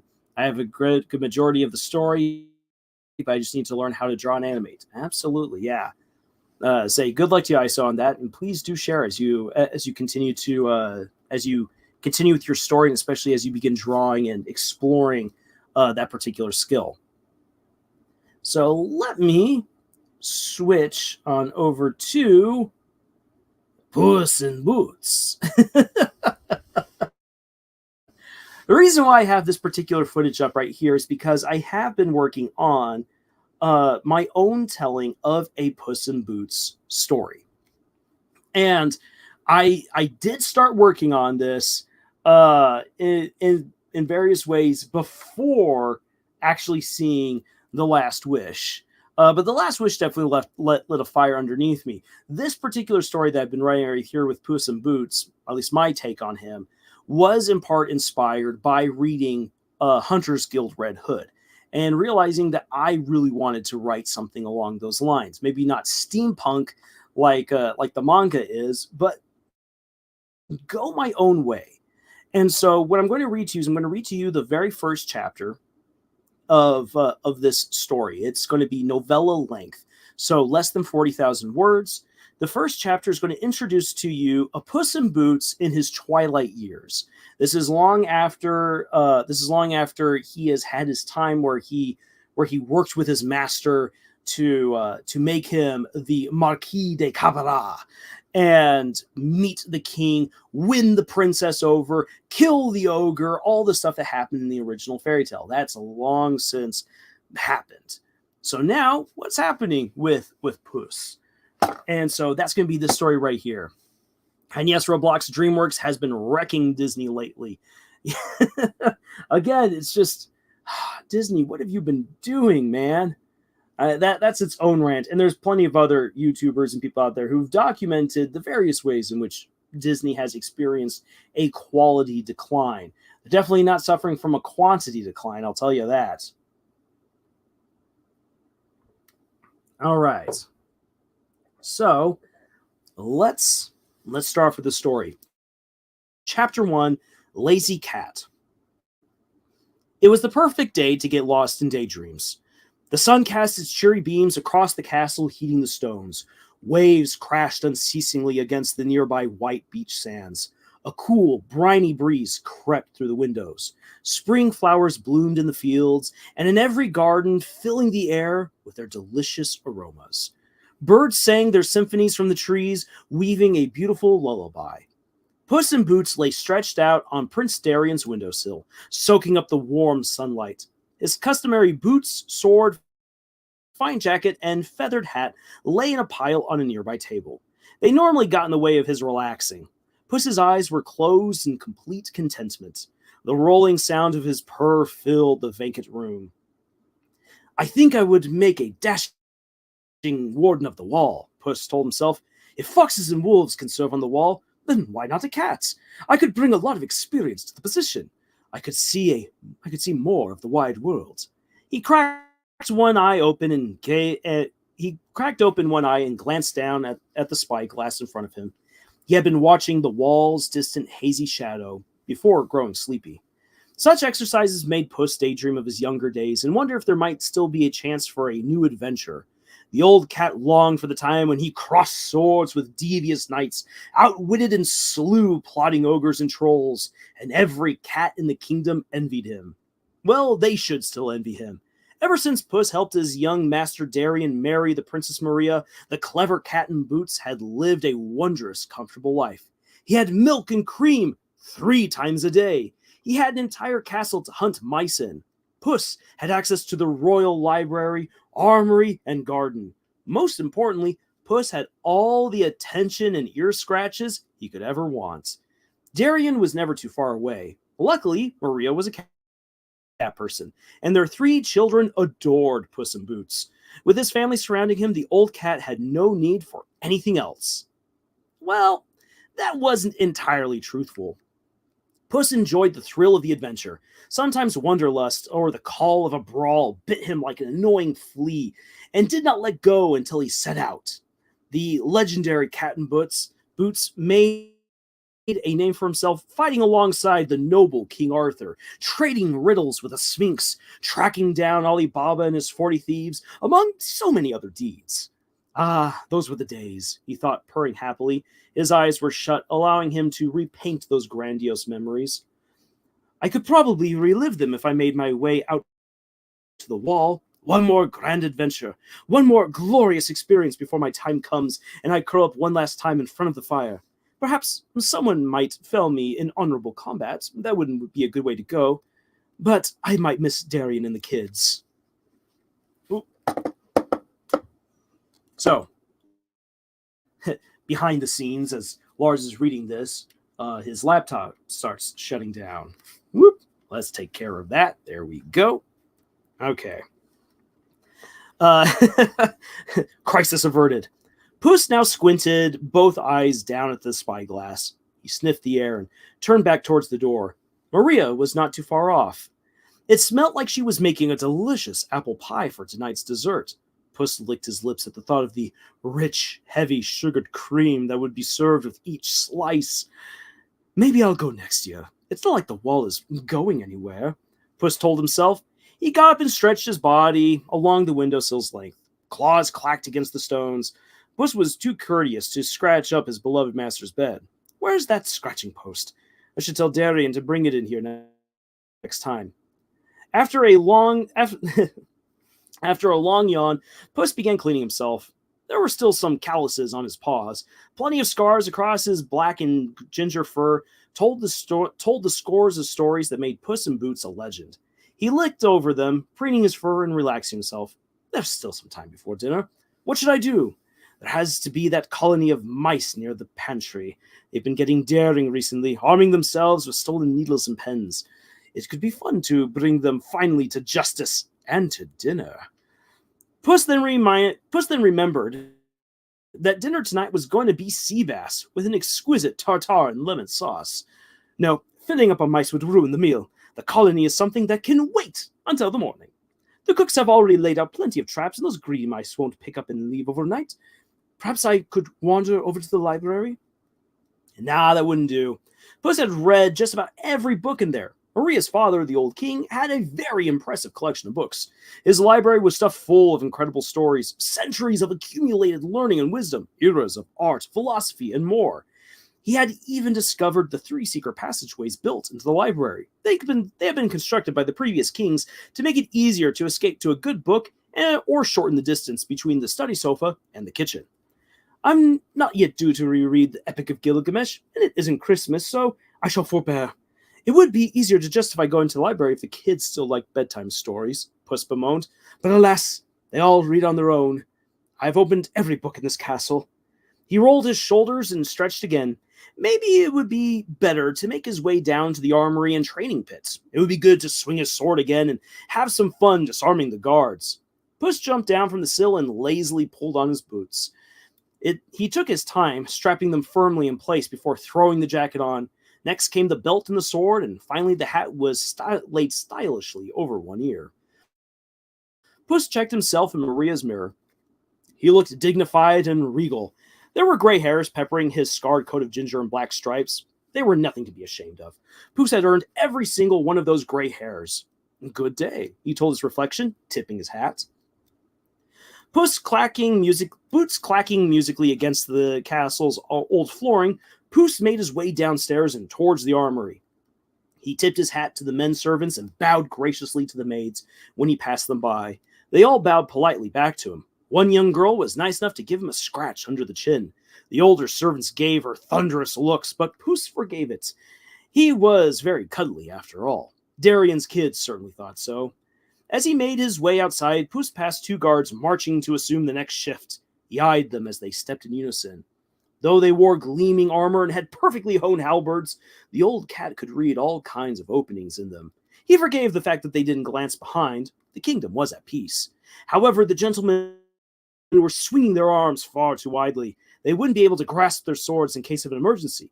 Both men held halberds, all wrong too. They would waste a precious second or two trying to grasp the hafts just right.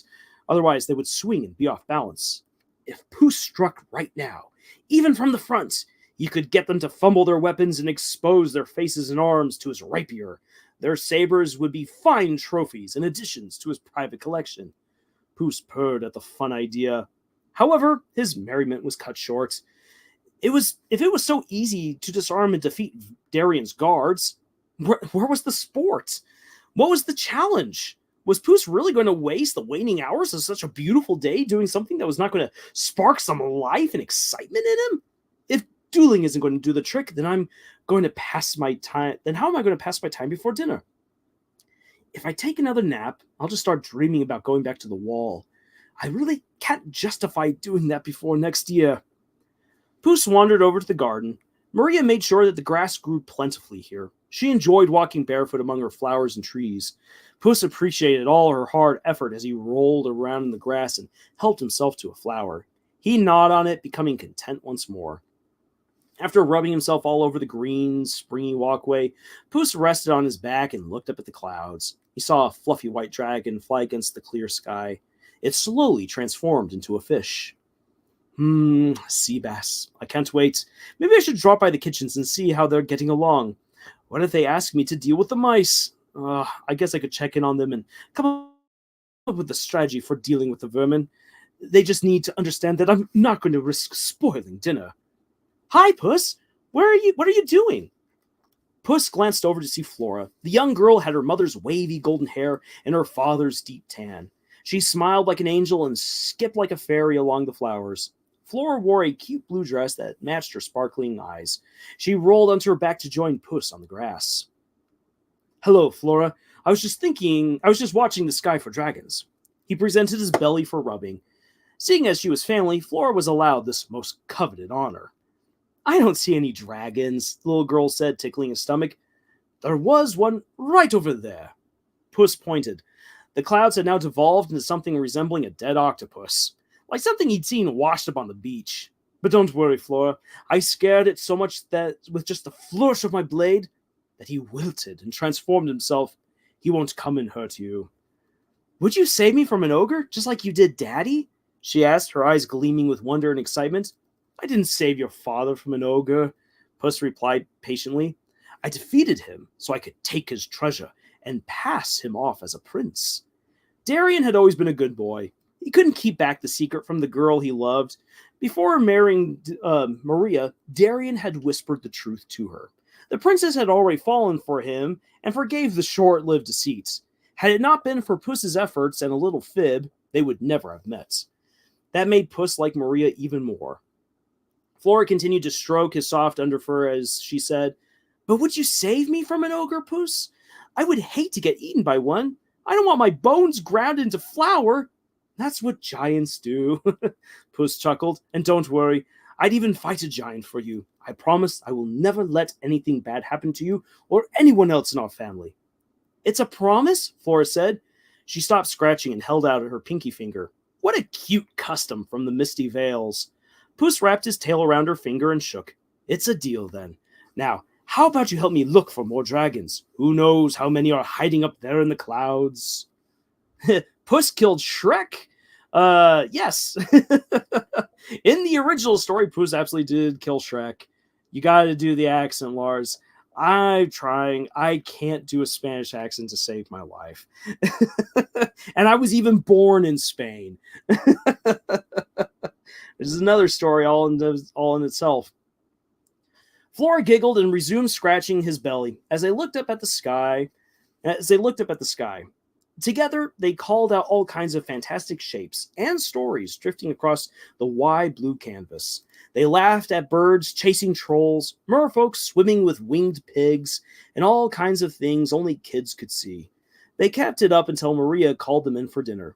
The sea bass and sauce were just as scrumptious as Puss hoped they'd be. He enjoyed his meal at the table alongside everyone else. The servants milled about, keeping everyone's plates full until it was time for desserts. Everyone, I received a wonderful invitation today, Darian announced. A herald arrived with a message from Princess Snow White and Prince William Charming. They will be hosting the Happily Ever After ball. We are invited to come. That's wonderful news, dear, Maria said happily. She beamed down her kids. What do you three think? Are you willing to go on a little journey? Hooray! Flora shouted. Genevieve, Flora's older sister, looked down and blushed. She spoke in barely more than a whisper. Will there be lots of princes there? Who cares? Dominic grumbled. He looked out the window and complained. We're so far away from the other kingdoms that we don't know anyone. The last time we went to a happily ever after ball, there was no one to make friends with, and the girls don't like me either. Ah, he is at that age after all.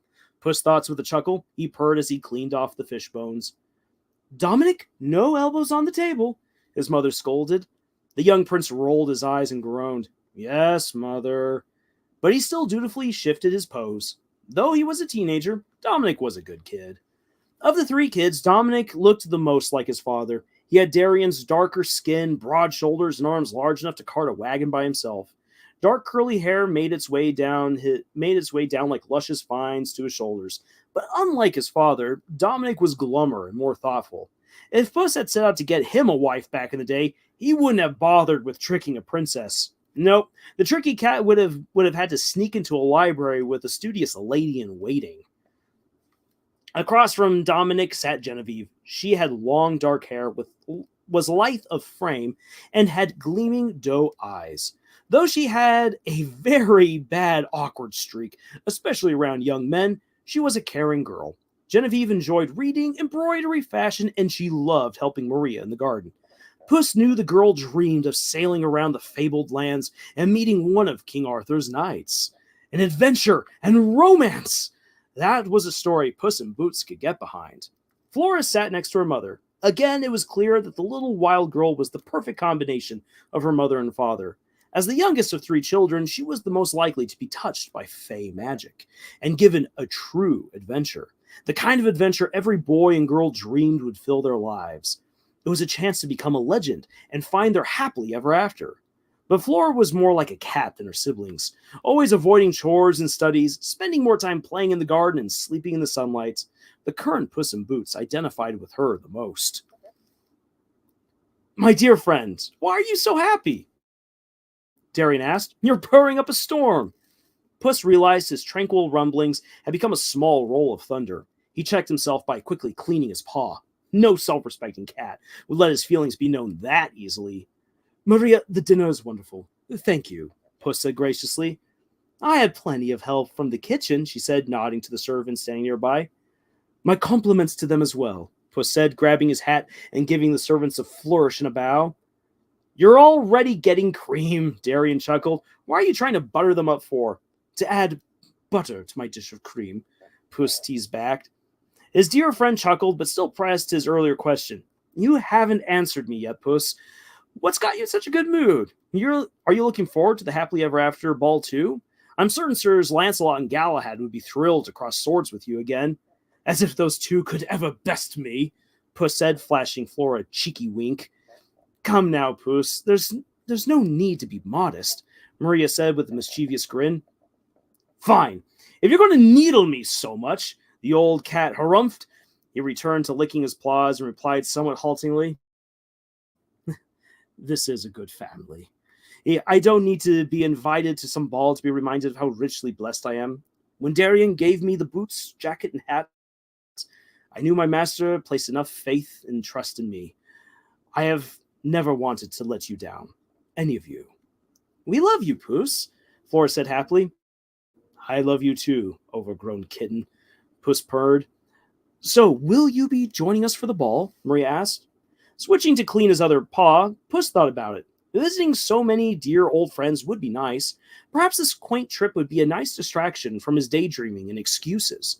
Plus, it would be wrong to rob Arthur's knights of a chance to finally best him in a duel, though chances were that Guinevere would try to stop any contest. She only approved of tournament duels. Perhaps going to Snow White's glittering pearly palace would stave off the encroaching wanderlust. If Puss could manage that, then maybe he wouldn't be daydreaming of running off to the wall or somewhere ridiculous like that. Going over the hill was rough. Puss loved being here with his family, but he wanted another adventure. At the same time, the old cat was now prone to laziness and making silly excuses of his fantasies. Why do I keep hesitating? Have I become that indecisive? Puss wondered. What is the good in having dreams and desires for one more adventure if I never get off the windowsill? This is just getting embarrassing. He stopped preening himself and cleared his throat. Maria, it would be an honor if I could accompany you, Darien, and the kids to the happily ever after ball. It would be my deepest delight. Darien laughed and turned to the servants. Please get this cat some butter to go with his dessert. He's put it on thick enough that I think Puss deserves it. Why not get some ice cream? Flora asked, growing excited. Her brother and sister likewise brightened up. Ice cream with chocolate, Dominic said, rare excitement alight in his eyes. Make mine with strawberries and bananas, Genevieve added. Children, Maria said sternly, we have fruit tarts for tonight. I am certain Her Majesty Snow White will have plenty of ice cream for everyone. You know it takes a full day to prepare ice cream. And it's the wrong time of year to get ice, Darien said with a grimace. Unless you want to go up to the mountains with me, Dominic. The boy excused himself hurriedly. No, thank you. I can't wait for the ball. Flora and Genevieve quickly calmed down. Puss smirked. It was like he wasn't the only lazy one in the castle. Maria smiled, satisfied with how quickly her children fell in line. Well, that settles it. We'll have a delicious dessert, a good night's rest, and by the end of the week, we'll be underway to the ball. And that is the end of chapter 1 right there.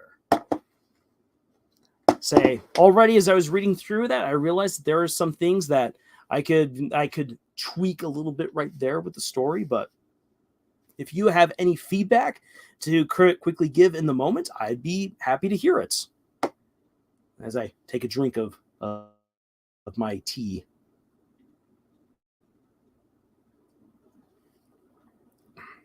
For Ruben's Portuguese speaker, yes, Portuguese speakers can speak Spanish. In fact, actually, funny enough, it's easier for someone who's learned Portuguese to speak Spanish than it is for a Spanish speaker to speak Portuguese. I actually put this to the test when I was in college. I worked with a lot of Spanish speakers and a few Portuguese speakers.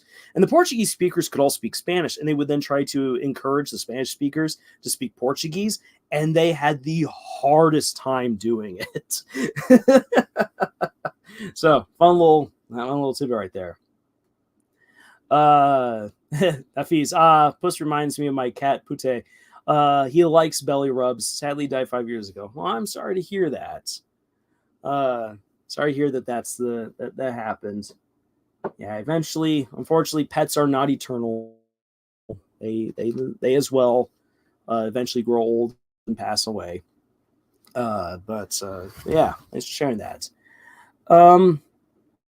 Let's see here. Rubens, yeah, that's why we make fun of them. While our buddies Sina Regentia die trying to understand us. Oh boy. Roblox, very interesting. I'd like to see more about Darien. I do have more about Darien. He features a little bit more prominently in the next chapter, as well as in two other scenes later on in the book.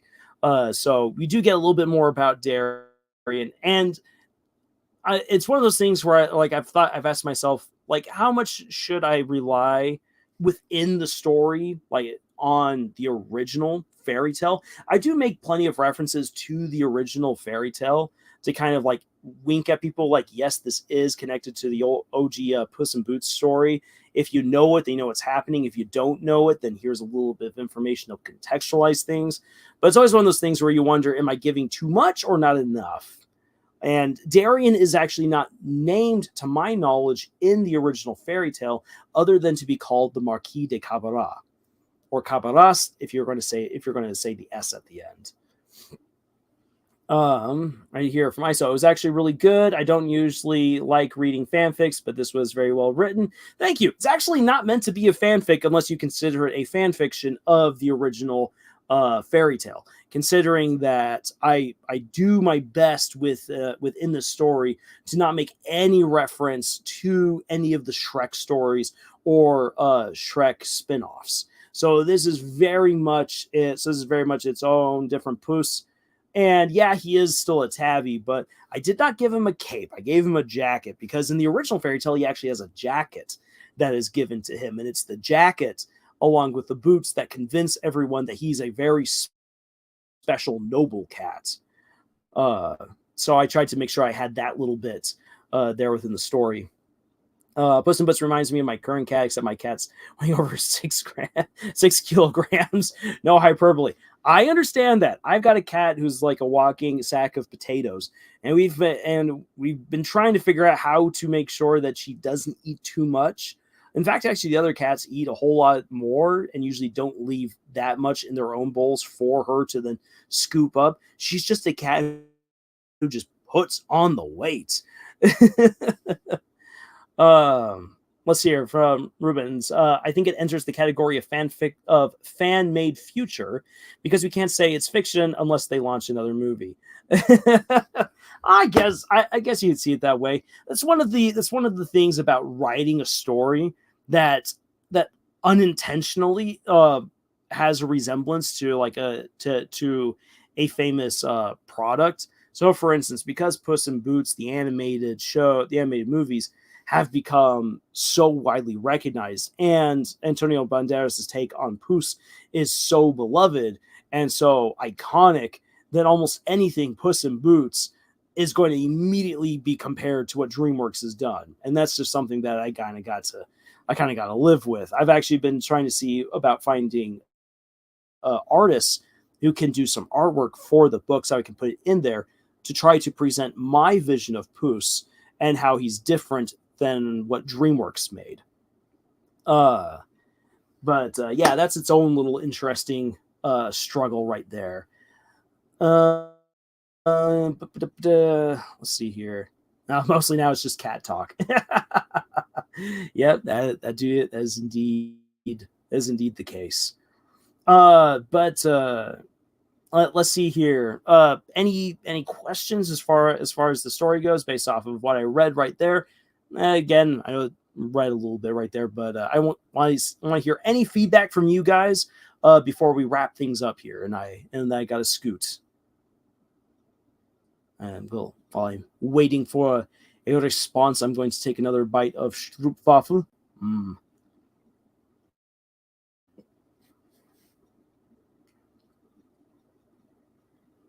Yum, yum, yum.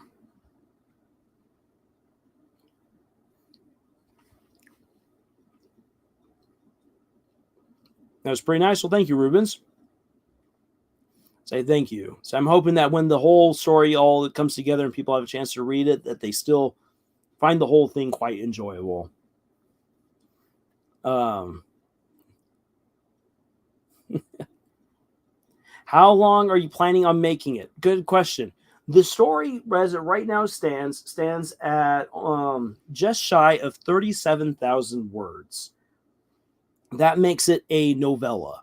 So if you were to, for instance, if you like go looking around in the manga section of a bookstore and you find the light novels, that is like that would effectively be light novel length.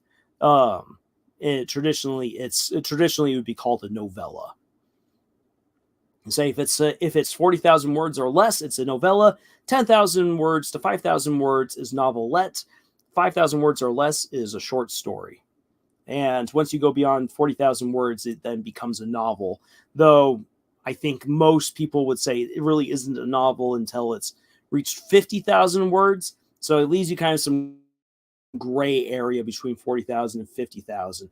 And that's the semantics of trying to figure out how to classify and sell your book is normally where the word counts, the specific word count comes in. So this would be a story that would run in the same vein as my as my Sandwich Desperados online book, Tumble Teller, and Notice Me Send Pie.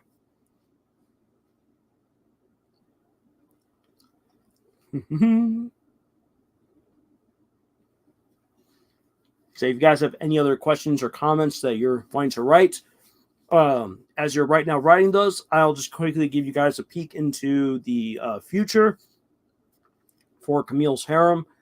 Scott and I are going to try to do a live stream eventually, looking at some anime. No word yet as to when that's going to happen. But as far as like any live stream that I plan on definitely doing, that won't happen until the 5th of December. Where I'll be doing a special Sankt Nikolaus Abend thing where I can invite you guys to come in, join with me on a Christmas tradition, and again do some talking about some stories, especially spooky ghost stories, which actually kind of goes well with some of the ancillary characters to the Sankt Nikolaus Abend way of doing things. Notice Me Senpai or others will have to die. Yeah, except that this character in the book, Notice Me Senpai, is, oh my gosh, is as far from a yandere as you could possibly want. Say, if you want to check out my book, Notice Me Senpai, it is a story about a young girl who gets a crush on one of the guys in her home economics class, and to get her to notice him, she's going to bake a pie. And it's just the fun shenanigans leading up until that point, and just kind of reveling in really awkward teenage angst and silly stuff that happens. After being a teacher for 4 years and also remembering pretty well my time as a high schooler, I have 8 years of high school experience to draw on to to make this story. Ooh boy. But it's definitely, I enjoyed making that. If you want to check out a good teenage rom-com that pokes a little bit of fun at anime and manga, Notice Me Senpai is definitely a good book. But if you guys don't have any other comments or questions as far as the Puss in Boots story right there, then I'm going to start wrapping things up right here. Ruben's just sent in a message. What are you doing at the kitchen? It's 3 a.m. Is it obvious? Searching for the best egg in the fridge. Oh, good luck with that. Just want to make sure you avoid the rotten egg. But yeah, I gotta get myself a little bit of dinner, and there's other things for me to do tonight. Hopefully, you guys have got some good things that you've got planned for yourselves to do after this. And as far as like things to look forward to in the future, we'll have some more videos up here, some good old scripted videos coming up in the near future. And also, I mean, we've been getting so many drops about murder drones recently, and I now realize that was all a build up to them doing their Black Friday special. But there's definitely some stuff to talk about with the most recent trailer and with some other things that have been revealed about the last 2 episodes of Murder Drones. I think would be fun to follow up on. Do I know when I'll get that done? Nope. But I am going to start doing that. Start doing it as best I can. So yeah, N super form confirmed, and doggo powers, absolutely, because as Liam Vicker said, he absolutely loves the idea of dogs. Dogs are precious.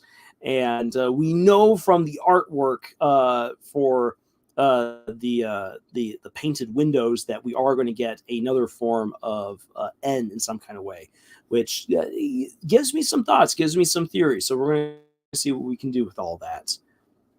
But yeah, that'll be some stuff to work on when I got the time, because we're now in the holiday season. Right? Here in the States, we've got Thanksgiving and then Christmas coming on up, and oh boy, it's going to get busy for me. But the work must continue on. The fun must be had. Otherwise, we would all go insane. Working on terrible art skills for another hour. Hey, keep on working, and one day they will not be terrible. That will indeed happen. Hafiz's jacket is cooler than a cape. Yeah. I do like the idea of having like the cool jacket that Puss wore in the original story. So again, I gotta be able to get some good artwork to kind of capture that look. Eldritch N, maybe? Wouldn't that be cool? Get ready for Brayden's return. Oh boy, little did we know Brayden is the real hero of Murder Drones. Has been this whole time. My art skills peaked when I made a stick man. That's how I sometimes feel. Though I had a friend of mine once say that I even drew stick figures wrong. So she kind of give you an idea for where my artistic skills are at. All right. Well, without all being said, thank you guys so much for joining us right here for this celebration of 500 videos. It's been wild. It's been fun. This was nice. This was a nice way to kick back with you guys right here and just enjoy this. So with all that being said, I will call it a night right here. Thank you for joining us on this incredible adventure that we call writing. I'm off to get some dinner.